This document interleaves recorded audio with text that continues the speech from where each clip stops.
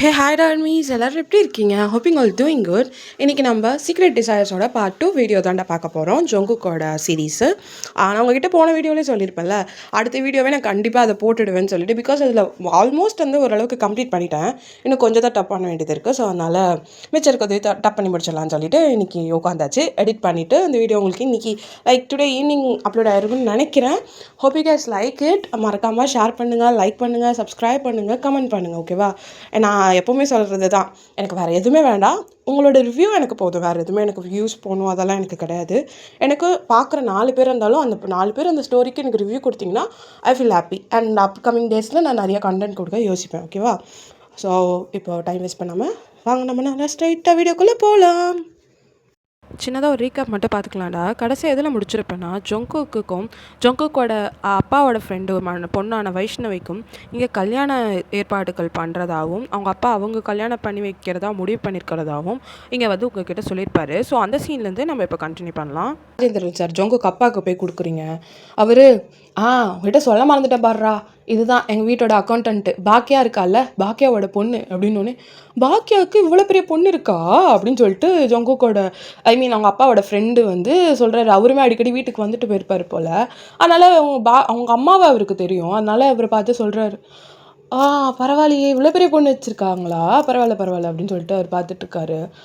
வயன் இவங்க என்னோடய பழைய ஃப்ரெண்டு, ரொம்ப வருஷம் ஃப்ரெண்டு வயன், எனக்கு 20 வருஷம் ஃப்ரெண்டு இவன் அப்படின்னு சொல்லிட்டு அவங்க அப்பா வயன்கிட்ட சொல்லிகிட்ருக்காரு. அதாவது உங்ககிட்ட. நீங்கள் அப்படியே அங்கிள், ரொம்ப சந்தோஷம்.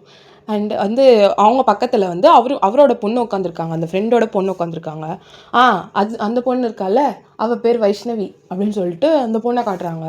நீங்கள் ஹாய் அப்படின்னு சொல்கிறீங்க. அந்த பொண்ணும் ஹாய் அப்படின்னு சொல்லிட்டு அந்த பொண்ணு உட்காந்துட்ருக்கு. அந்த பொண்ணு யார் தெரியுமா அப்படின்னு சொல்லிட்டு இவர் கேட்குறாரு. லைக் ஜொங்குக்கு அப்பா கேட்குறாரு, நீங்கள் யார் அங்கிள் அப்படின்னு கேட்குறீங்க. யாரா? நம்ம வீட்டு வருங்கால மருமக ஜொங்குக்கு நாங்கள் பார்த்துருக்கேன், பொண்ணு அவள் அப்படின்னு ஒன்று அப்படின்னு பார்க்குறீங்க. ஆமாம், ஜொங்குக்கும் அவளுக்கும் தான்ப்பா நாங்கள் கல்யாணம் பண்ணுறதுக்கு பேசியிருக்கோம் அப்படின்னு சொன்னோடனே, ஓகே அங்கிள் அப்படின்னு சொல்லிட்டு நீங்கள் அப்படியே பார்த்துட்ருக்கீங்க. இங்கே அப்போ அப்படியே ஜொங்குக்கு உங்களை தான் பார்க்குறாரு. பார்த்தா நீங்கள் ஜொங்குக்கை பார்க்குறீங்க, அவர் அப்படியே கீழே குனிஞ்சிருக்காரு. ஸோ இங்கே அப்படியே பேசிகிட்ருக்காங்க. நீங்கள் கரெக்டாக போய் கிச்சன் கிட்டே போய் ஓரமாக நின்றுக்குறீங்க. என்ன நடக்குதுன்னு தெரியலையேன்னு சொல்லிட்டு இங்கே போய் ஓரமாக நின்றுட்டுருக்கீங்க. இங்கே எல்லாம் பேசிவிட்டு, சரிடா அப்போ அடுத்த முகூர்த்தத்தில் ஒரு நல்ல நாளாக பார்த்து நிச்சயதார்த்தம் வச்சுக்கலாம், சரியா? அப்புறம் கல்யாணம் என்ன அப்படின்னு சொல்லிட்டு இங்கே பேசிகிட்ருக்காங்க. ஆனால் ஜொங்குக்கு ஒரு வார்த்தை பேசலை. அவர் நீங்கள் எல்லாம் பேசிவிட்டு அவங்க அப்பா, என்ன ஜொங்குக்கு சொல்கிற, சரிதானே, கரெக்டா அப்படின்னு கேட்குறாரு. இங்கே ஜொங்குக்கு நீங்கள் சொன்னால் கரெக்டாக தான்ப்பா இருக்கும் அப்படின்னு சொல்லிடுறாரு. உங்களுக்கு என்ன ஒரு வார்த்தை கூட எதுவுமே சொல்லலை, கல்யாணத்தை பண்ணுறேன்னு சொல்கிறாங்க, ஒன்றுமே பேசாமல் கம்முன்னு மண்ணு மாதிரி உட்காந்துருக்கான் அப்படின்னு சொல்லிட்டு உங்களுக்கு ரொம்ப கஷ்டமாக இருக்குது. என்ன அப்போ நான் இவ்வளோ நாள் அவன் கூட இருந்ததுக்கு என்ன அர்த்தம் அப்படின்ற மாதிரி நீங்கள் இருக்கீங்க. இங்கே செம்ம கடுப்பாகுது உங்களுக்கு, ஏன் அவன் ஒரு வார்த்தை பேச மாட்டான்னு சொல்லிட்டு என்ன பண்ணுறீங்க நீங்கள்? நேராக சரி ஓகே எல்லாம் போட்டுன்னு வெயிட் பண்ணுறீங்க. அதுக்கேற்ற மாதிரி எல்லோரும் கிளம்பி போயிடுறாங்க. இங்கே அதுக்கப்புறம் அந்த பொண்ணு என்ன பண்ணுறா, அந்த வைஷ்ணவி பொண்ணு ஜொங்குக்கிட்ட நம்பர் வாங்கிக்கிறா அவங்க 2 பேரும் பழகிறதுக்கு. இங்கே ஜொங்குக்கு அவர் நம்பரை கொடுத்துட்டு ஒரு நேரம் ரூமுக்கு போய் கதவு சாத்தினவர் தான், அதோட வெளியே வரலை. நீங்கள் இதுக்கு மேலே கவனம் இருந்தால் வேலைக்கு ஆகாதுன்ட்டு நீங்களே போகிறீங்க, போய் ரூம் ராக் பண்ணுறீங்க. அவர் யாராக இருந்தாலும் நான் இப்போ பேச விரும்பலை, அப்புறம் வாங்க அப்படின்னு சொல்லிட்டு சொல்கிறாரு. ஜொங்குக், நான் வயன் வந்திருக்கேன் அப்படின்னு சொன்னோடனே, வயன் நான் அவங்ககிட்ட அப்புறம் பேசுகிறேன் வயன் அப்படின்னு சொல்லிட்டு சொல்கிறாரு. இல்லை, நான் அவங்ககிட்ட இப்போ பேசணும், ஜஸ்ட் ஓப்பன் த டோர் அப்படின்றீங்க. அவர் ஓப்பன் பண்ணுறாரு. என்னடி அப்படின்றாரு. எனக்கு புரியல ஜொங்குக், கீழே உங்கள் அப்பா மேரேஜு அப்படி இப்படின்னு சொல்லிகிட்ருக்காரு, நீ ஏதாச்சும் பேசுவ அப்படின்னு பார்த்தா கம்முன்னு இருக்க அப்படின்னு சொல்லிட்டு இங்கே நீங்கள் சொல்கிறீங்க. அவர் என்ன பேச சொல்கிற? எங்கள் அப்பா எனக்கு கல்யாணம் பண்ணி பார்க்கணுன்றது அவரோட ஒரே ஆசைன்னு சொல்லிட்டு என்னை சின்ன வயசுலேருந்து வளர்த்துருக்காரு. இப்போ அவரோட ஃப்ரெண்டோட பொண்ணு எனக்கு கட்டி வைக்கணும்னு நினைக்கிறாரு. இதில் நான் இப்போ எப்படி இல்லை அப்படின்னு சொல்லிட்டு மண்ணள்ளி போட முடியும் அப்படின்னு சொல்லிட்டு அவர் சொல்கிறாரு. நீங்கள் இதே தானே நானும் உங்ககிட்ட அப்போ சொன்னேன், இல்லை நீ பெரிய எடுத்து பையன், உனக்கு ஏற்ற மாதிரி உங்கள் அப்பா பார்ப்பாரு, நான்லாம் செட் ஆக மாட்டேன்னு சொன்னதுக்கு என்ன சொன்னேன், நீ தான் வேணும்னு சொன்னேன், இப்போ என்னடா அப்படின்றீங்க. ஆமாம் சொன்னேன், அதுக்கு நான் என்ன பண்ணுறது, அப்போ நான் யோசிக்கல, அப்போ எனக்கு நீ தான் வேணும்னு பட்டுச்சு, அப்போது இப்போ நான் வேணான்னு படுத்தா அப்படின்னு நீங்கள் கேட்குறீங்க. அவர் வயன் நான் அப்படி சொல்லலை, ஆனால் என்னை புரிஞ்சுக்க ட்ரை பண்ணு, என்னால் எங்கள் அப்பாவை மீறி இந்த விஷயத்தில் எதுவும் பண்ண முடியாது, நீ மற்ற விஷயம் சொல்கிறியா மயிராச்சுன்னு தூக்கி போட்டுட்டு போயிட்டே இருப்பேன், ஆனால் இது எங்கள் அப்பா ரிலேட்டடான விஷயம். அவர் சின்ன வயசுலேருந்து எங்கள் கல்யாணத்தை குறித்து எவ்வளோ கனவு கண்டிருக்காருன்னு எனக்கு தெரியும்.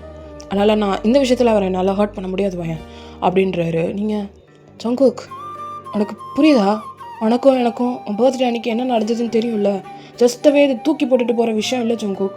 இதில் நான் அஃபெக்ட் ஆகிருக்கேன் ஜங்குக் அப்படின்னு சொல்லிட்டு நீங்கள் சொல்கிறீங்க. அவர் வயல் எனக்கு புரியுது, வேணா சொல்லு, நான் நஷ்டம் ஏதாவது கொடுக்கணுமா சொல்லு, நான் வேணா கொடுத்துட்றேன் அப்படின்னே. பணம் கொடுக்குறியா? எதுக்கு? என் கூட படுத்ததுக்கு பணம் தெரியா? ஓ, இப்போ நான் உனக்கு அந்த மாதிரி பொண்ணு ஆயிட்டேன்ல. இனிமேல் சொல்லிட்டேன், நீயே என் மூஞ்சிக்கிட்ட நின்று கேட்டாலும் இதை பற்றி இனிமேல் பேசணும்னு நினச்சாலும் நான் இதை பற்றி உங்ககிட்ட எதுவுமே பேச மாட்டேன். உனக்கும் எனக்கும் இதோட இந்த இடத்துலையே எல்லாம் முடிஞ்சுது. போதும், நீ என்னை கஷ்டப்படுத்தின வரைக்கும் போதும். படுத்ததுக்கு காசு தரல நீ எனக்கு. ஏன்னா நீ அப்போ அந்த மாதிரி பார்த்து தான் என் கூட அன்றைக்கி நீ எல்லாமே இது பண்ணியா? நான் உனக்கு உன் பர்த்டே நான் மெமரபிளாக ஆக்கணுன்றதுக்காக தான்டா அன்றைக்கி நான் அதை பண்ணேன். ஆனால் நீ கடைசியில் ஏன்னா இப்படி பண்ண? நான் அப்போவே யோசிச்சிருக்கணும். இவ்வளோ பணக்கார வீட்டு பையன், இவனுக்கு என்ன மண்டையில் என்ன இருக்க போகுது, ஃபீலிங்லாம் இவனுக்குலாம் என்ன புரியும், யோசிச்சிருக்கணும். ஏன் தப்பு தான். ரொம்ப நன்றிடா, பாடங்கத்து தந்ததுக்கு ரொம்ப நன்றி அப்படின்னு சொல்லிட்டு கையெடுத்து கும்பிட்டு நீங்கள் பாட்டு கீழே போயிடுறீங்க. இங்கே ஜங்குக்கு என்ன பண்ணுறதுனே தெரியல. அவர் பேசினது தப்பு தான், அவருக்கே ரியலைஸ் ஆகுது. ஆனால் அவருக்கு வேறு வழியும் இல்லை. என்ன பண்ணுறதுன்னு அவருக்கு ஐடியாவே இல்லை. அவரும் அப்படியே யோசிச்சுட்டு அப்படியே என்ன பண்ணுறதுன்னு தெரியாமல் தலையில் காய வச்சுட்டு உட்காந்துருக்காரு. ஸோ டேஸ் இப்படியே பாஸ் ஆகி போகுது. நீங்கள் ஒர்க்குக்கு வருவீங்க, அவங்க வீட்டில் கணக்கு வழக்கெல்லாம் பார்ப்பீங்க. ஜங்குக் காசி அவர் உங்ககிட்ட தானே கேட்பாரு அவங்க அப்பாவோட அக்கௌண்ட்லேருந்து.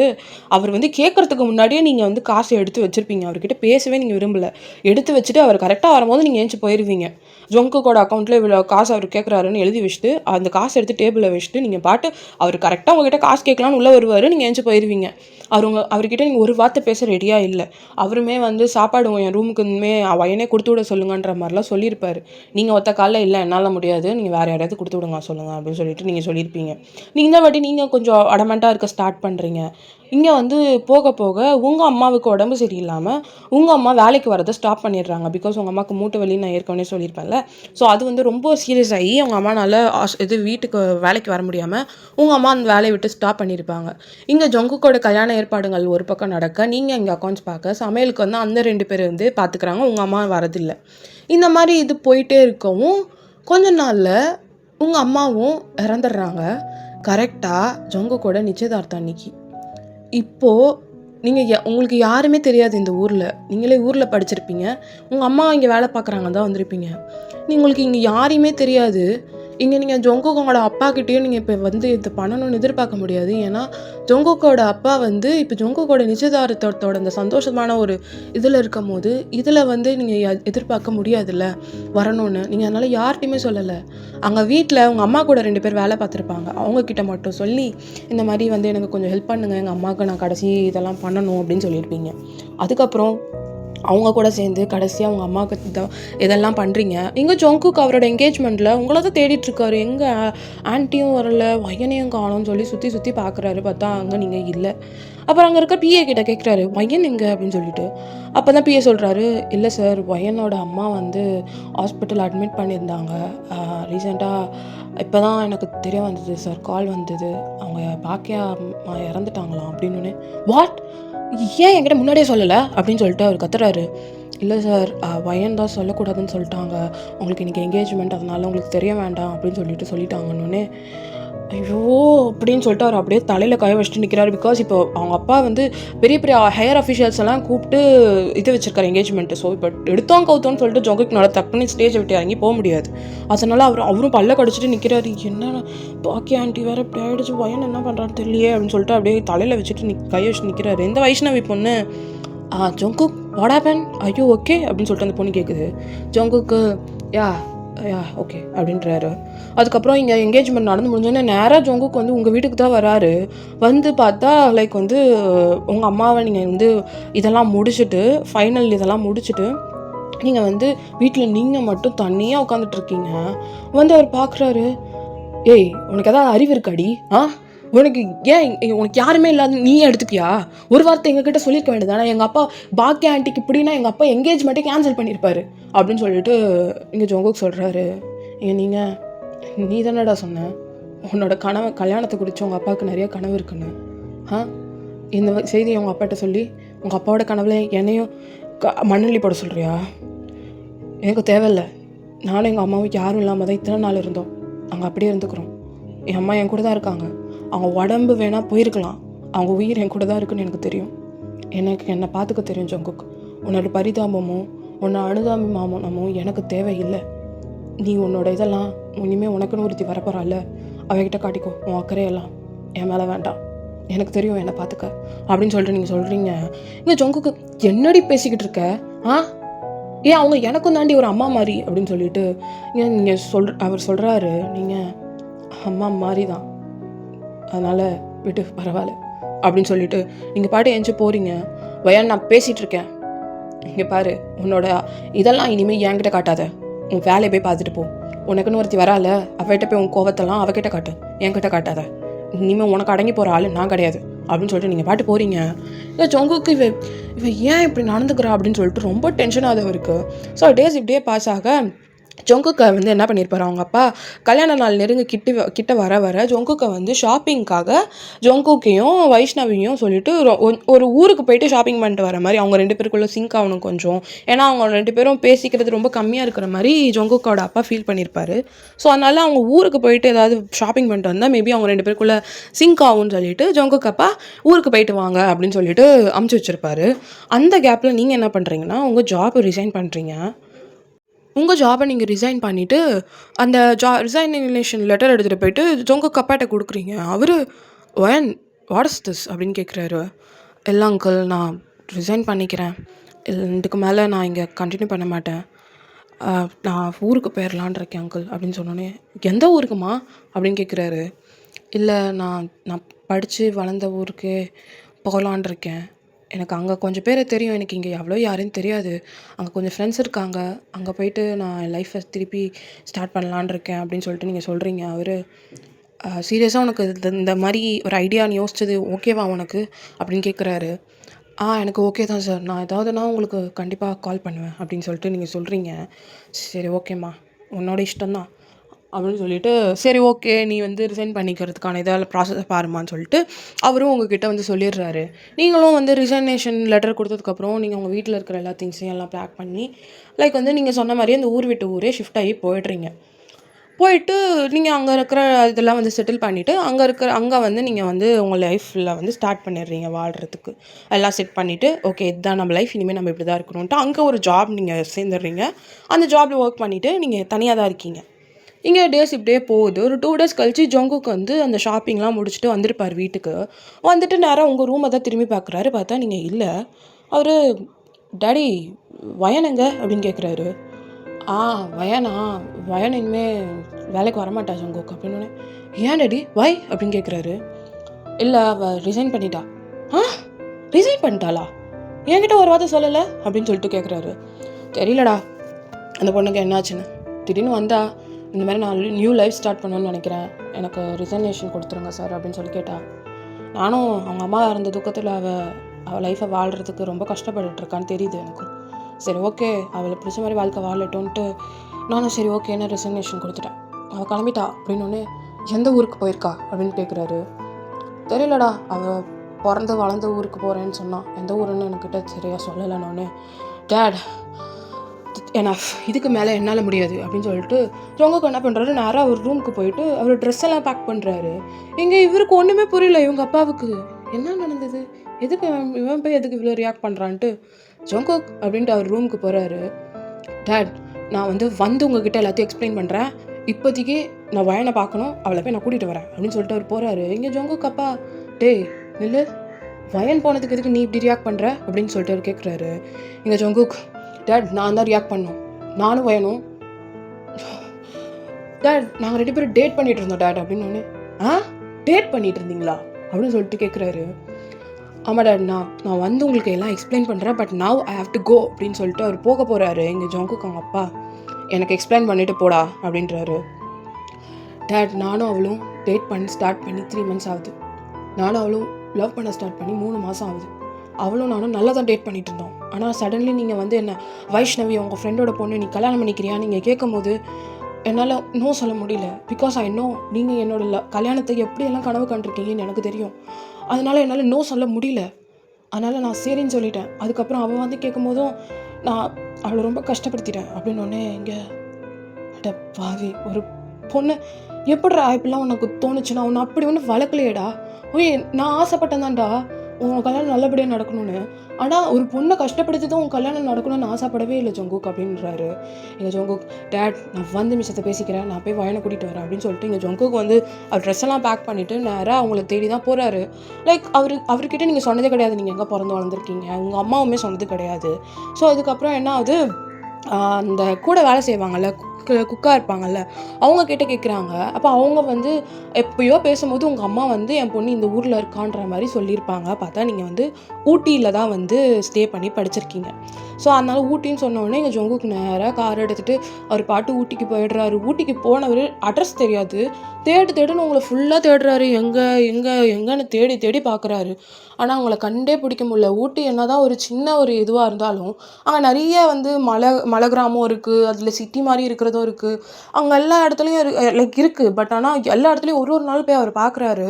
பார்த்தா நோ வே, லைக் உங்களால் அவர் கண்டே பிடிக்க முடியல உங்களை. லைக் அவங்க ஒரு கட்டத்தில் ரொம்ப டயர்டாயிடுறாரு. இவ்வளோ நாளாக தேடிட்டுருக்கேன் அவர் கண்ணிலே மாட்டாளே அப்படின்னு சொல்லிட்டு இருக்குது. பார்த்தா நீங்கள் ஊட்டியில் இருந்திருப்பீங்க. பட் ஆனால் நீங்கள் இப்போ இருக்கிறதோ கோயம்புத்தூரில் கீழே தான், ஊட்டி மலை மேலே இல்லை, கோயம்புத்தூரில் ஒரு பிளேஸில் தான் நீங்கள் இருக்கீங்க. ஊட்டியில் நீங்கள் போய் செட்டில் ஆகலை. பட் ஆனால் ஜங்குக்கு உங்களை ஃபுல்லாக ஊட்டின்னு ஊட்டியில் தேடிட்டு இருந்திருக்காரு. ஸோ இப்படியே டேஸ் பாஸ் ஆகி ஒரு 3 மந்த்ஸ் பாஸ் ஆகி போயிடுது. பார்த்தா நீங்கள் இப்போது 5 மந்த் ப்ரெக்னெண்ட்டாக இருக்கீங்க வித் ஜங்குக் கிட். ஓகேவா? அந்த விஷயம் நடந்ததுக்கப்புறம் நீங்கள் இன்னொரு ஊருக்கு போகணும்னு நினச்சதுக்கான காரணமே நீங்கள் ப்ரெக்னெண்ட்டாக இருக்கிறதுனால தான். இந்த ஒரு அட்மாஸ்பியரில் உங்கள் குழந்தை வளரக்கூடாதுன்னு நீங்கள் நினச்சிருப்பீங்க. அதனால தான் டோட்டலாக நம்ம வேறு ஊருக்கு போயிடலாம், அப்போ தான் நம்ம குழந்தைக்கும் நல்லது நம்மளுக்கும் நல்லது, இங்கே ஜங்குக்கு அவன் லைஃப்பை ஸ்டார்ட் பண்ண போகிறான், இங்கே அவனுக்கும் டிஸ்டர்பன்ஸாக இருக்கக்கூடாதுன்னு சொல்லிட்டு நீங்கள் டோட்டலாக யாருமே வேண்டான்ட்டு உங்கள் ஊரே மாற்றிட்டு போயிருப்பீங்க. உங்கள் குழந்தைக்காகவும் உங்களுக்காகவும் நீங்கள் போயிட்டு இப்போது உங்களுக்கு 5 மந்த்ஸ் ஆகுது, உங்களுக்கு பேபி பம்ப்லாம் தெரியுது. நீங்கள் கண்ணாடி கிட்டே போய் நின்றுட்டு உங்கள் குழந்தை மேலே கையை வச்சு தான் பேசிகிட்டு இருக்கீங்க. தங்கம், அப்பா நம்ம கூட இல்லை தான், ஆனால் நான் லவ் பண்ண உங்கள் அப்பா ரொம்ப என்னை அன்பாக பார்த்துப்பாரு, என் மேலே ரொம்ப பாசமாக இருப்பார். அவர் வேறு, ஆனால் கடைசியாக என்கிட்ட பேசின உங்கள் அப்பா வேறு. அவருக்குள்ளே நிறையா இருக்குது, நிறைய விஷயங்கள் இருக்குது. எனக்கு தான் அவரை பற்றி ஒன்றுமே தெரியாமல் இருந்துட்டேன். அவர் நல்லவர் தான், அவரை நான் கெட்டவர்லாம் சொல்ல மாட்டேன், நல்லவர் தான். ஆனால் அவர் சூழ்நிலை அவரை எப்படி ஆக்கிடுச்சு. அதற்காக நீ வெளியில் வந்து உங்கள் அப்பாவை வந்து வெறுக்கிறதோ அப்படிலாம் பண்ணக்கூடாது. அவரை நீ பார்க்கவே வேணாம், நீ உன் வாழ்க்கையை வாழ, உனக்கு அம்மா மட்டும் போதும் அப்படின்னு சொல்லிட்டு உங்கள் பேபி பம்பை தடவி விட்டுட்டே பேசிகிட்டு இருக்கீங்க. உங்களுக்கு வந்து ஜங்குக்கு மேலே இருக்க லவ் குறையவே இல்லை. லைக் வந்து அவரை நீங்கள் ஏன் வந்து அந்த அளவுக்கு வந்து இது பண்ணியிருப்பீங்கன்னா, லைக் வந்து அவர் உங்களுக்கு அந்த லைக் காசு தரேன் அப்படின்னு சொன்னதில் தான் உங்களுக்கு கோவம் வந்திருக்கும். மற்றபடி உங்களுக்கு ஜங்குக்கு மேலே எந்த ஒரு கோவமுமே கிடையாது. அவங்க அப்பாக்காக தான் அவர் அந்த டிசிஷன் எடுத்தாருன்னு உங்களுக்கு தெரியும்.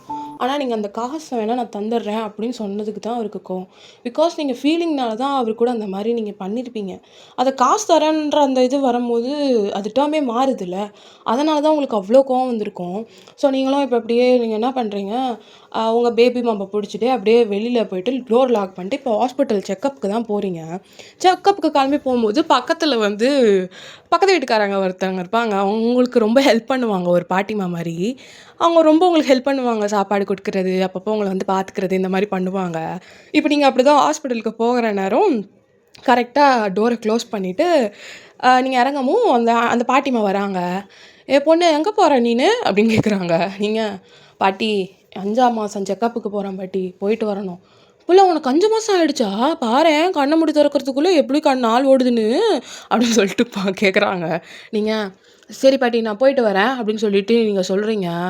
அவங்க புள்ள நான் நீ வயிற்றில் புள்ளைய வச்சுட்டு தனியாக போவியா, இரு நான் என் பேரை நான் அனுப்புகிறேன் அப்படின்னோடனே இல்லை பாட்டி நீங்கள் வேறு கம்முன்னு இருங்க, அதெல்லாம் வேணாம் நான் போயிட்டு வந்துடுறேன் அப்படின்னு சொல்லிட்டு நீங்கள் சொல்கிறீங்க. அவங்க இரு நான் அனுப்புகிறேன் அப்படின்னு சொல்லிட்டு அவங்க பேரனை தான் கூப்பிட்றாங்க. ஏ ஜின்னு ஜின்னு அப்படின்னு கூப்பிட்றாங்க. ஜின்னு தான் அவங்க பேரன். அவங்க கூப்பிட்றாங்க. அவர் வராரு. என்ன பாட்டி, வயன் பிள்ளைய கூட்டிகிட்டு ஹாஸ்பிட்டல் வரைக்கும் போயிட்டு வந்துடுறா அப்படின்னு சொல்லிட்டு சொல்லவும், சரி அப்படின்னு சொல்லிட்டு அவர் போய் கார் எடுக்க போகிறாரு. நீங்கள் ஐயோ ஜின்னண்ணா பரவாயில்லண்ணா நான் பார்த்துக்குறேண்ணா அப்படின்னு சொல்லிட்டு நீங்கள் சொல்கிறீங்க. அவர் அதெல்லாம் ஒன்றும் இல்லைம்மா, எனக்கு ஒரு தங்கச்சி இருந்தால் நான் கூப்பிட்டு போக மாட்டேன்னா, நீ எனக்கு தங்கச்சி மாதிரி தான் வா அப்படின்னு சொல்லிட்டு உங்களை காரில் கூட்டிகிட்டு போகிறாரு. போகும்போது தான் கேட்குறாரு, உன் ஹஸ்பண்ட் எங்கே, நான் பார்த்ததே இல்லையே இங்கே அப்படின்னு சொல்லிட்டு கேட்குறாரு. நீங்கள் நடந்த கதையெல்லாம் அவர்கிட்ட சொல்கிறீங்க, இந்த மாதிரி ஆயிடுச்சுன்னா எனக்கு ஹஸ்பண்ட்லாம் இல்லை, இந்த மாதிரி ஒரு விஷயம் நடந்துருச்சு அப்படி இப்படின்னு நீங்கள் சொல்லவும், ஜின்னுக்கு நீங்கள் ஹாஸ்பிட்டல் போகிறதுக்கு ஒரு 1/2 அன் ஹவர் ஆகும். அந்த 1/2 அன் ஹவரில் நீங்கள் உங்கள் ஹோல் ஸ்டோரியே ஜின்னுக்கிட்ட சொல்கிறீங்க. அவர் மா என்ன சொல்கிற அப்படின்னு சொல்லிட்டு அவர் கேட்குறாரு. ஆமாண்ணே, புது வாழ்க்கை ஆரம்பிக்கணும்னு தான் இங்கே வந்துட்டேன். இப்போ எனக்கு என் குழந்த மட்டும்தான், வேறு யாரும் இல்லை அப்படின்னு சொல்லிட்டு நீங்கள் சொல்கிறீங்க. அவர் அப்படிலாம் ஏன் சொல்கிற, இதோ அண்ணன் நான் இருக்கேன், பாட்டி என் பாட்டி இருக்காங்க, நம்ம பாட்டி, அதெல்லாம் இப்படிலாம் சொல்லக்கூடாது, உனக்கு நான் இருக்கேன் புரியுதா, எதுனாலும் என்கிட்ட சொல்லு அப்படின்னு சொல்லிட்டு அவர் சொல்கிறாரு. நீங்கள் சரிண்ணே அப்படின்னு சொல்கிறீங்க. உன் குழந்தைக்கு நானும் தான், நான் தாய்மாமா கணக்கு வரும் புரியுதா அப்படின்னு சொல்லிட்டு அவர் சொல்கிறாரு. சரிண்ணே அப்படின்னு சொல்லிட்டு இப்போ நேராக ஹாஸ்பிட்டலில் போய் இறக்கி விட்டுறாரு. வெயிட் பண்ணுறேன், நான் வெளியில் வெயிட் பண்ணுறேம்மா, நீ போயிட்டு வா, ஏதாவதுனா கால் பண்ணு அப்படின்னு சொல்கிறாரு. நீங்களும் சரிண்ணேன்னு சொல்லிட்டு நேராக போயிட்டு ஹாஸ்பிட்டலில் தான் அந்த கவுண்டரில் என்ட்ரி போடுறதுக்காக நீங்கள் போகிறீங்க. போயிட்டு என்ட்ரிக்கே எல்லாம் கேட்டுட்ருக்கீங்க. இந்த மாதிரி நான் செக்கப்புக்கு மந்த்லி செக்கப் வந்திருக்கேன்னொடனே அவங்கெல்லாம் டீட்டெயில்ஸ் எல்லாம் ஃபில் பண்ணிட்டு இருக்கும்போது, மேடம் உங்கள் பேர் அப்படின்னு கேட்குறாங்க. வயன். ஏஜ் அப்படின்னு கேட்குறாங்க. 24 அப்படின்னு சொல்கிறீங்க. மேடம் உங்கள் ஹஸ்பண்ட் நேம் அப்படின்னு கேட்குறாங்க. நீங்கள் ஹஸ்பண்ட் நேம் சொல்லணுமா அப்படின்னு கேட்குறீங்க.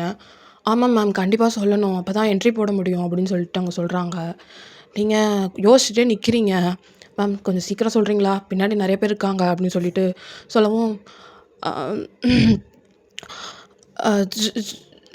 அப்படின்னு சொல்லிட்டு நீங்கள் சொல்ல வரும்போது கரெக்டாக இங்கே பின்னாடியிலேருந்து ஜியான் ஜங்குக் அப்படின்னு சொல்லிட்டு ஒரு சவுண்டு.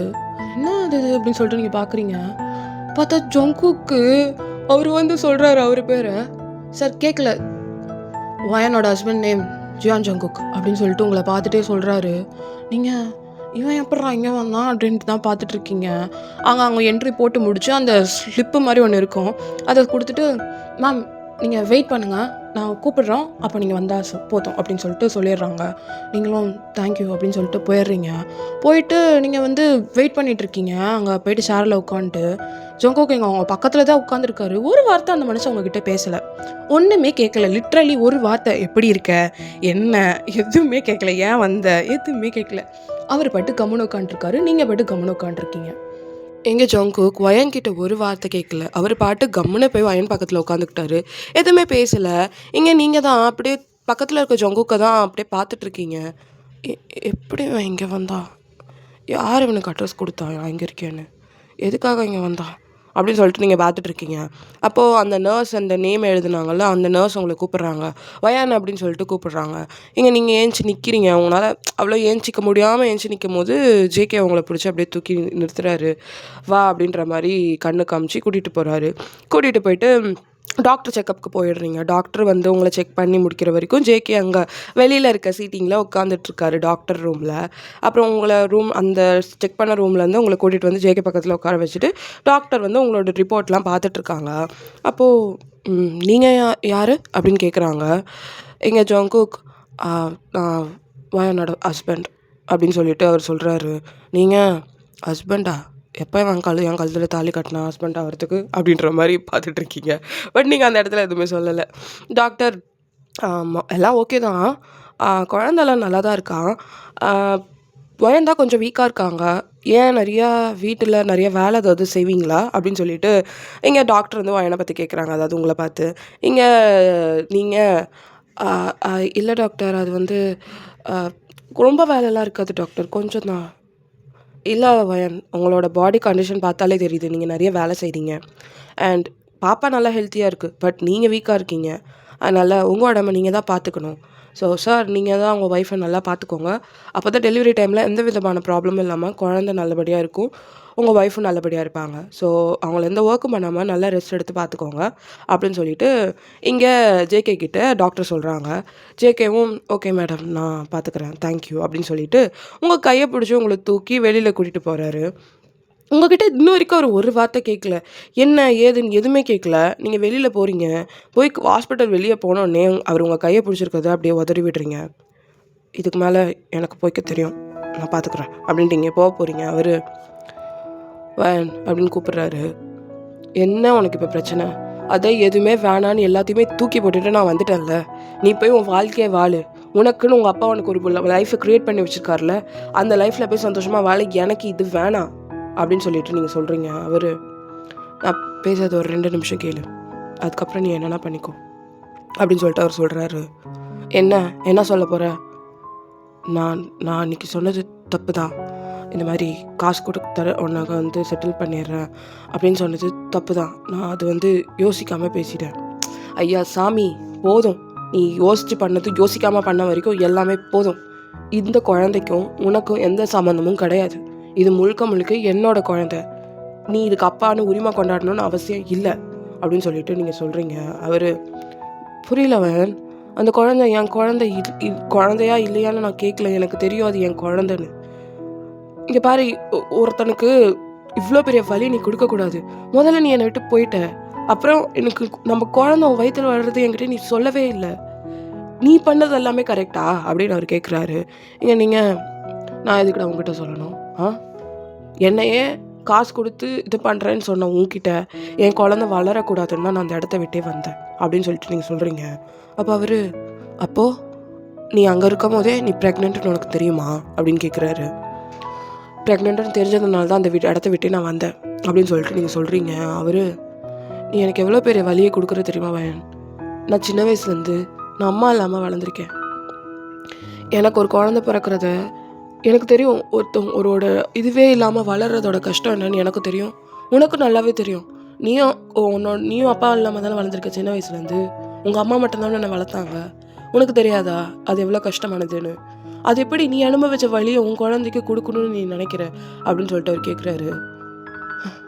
இங்கே என் குழந்தையோட அப்பா இன்னொருத்தனுக்கு புருஷனாக போகிறேன், அதனால என் குழந்தைக்கு அப்படிப்பட்ட ஒரு அப்பா எனக்கு வேண்டாம் அப்படின்னு சொல்லிட்டு நீங்கள் சொல்கிறீங்க. அவர் இப்படி நீங்கள் 2 பேரும் மாறி மாறி பேசிகிட்டு இருக்கவும் இப்போ கரெக்டாக ஜின்னு வந்துடுறாரு.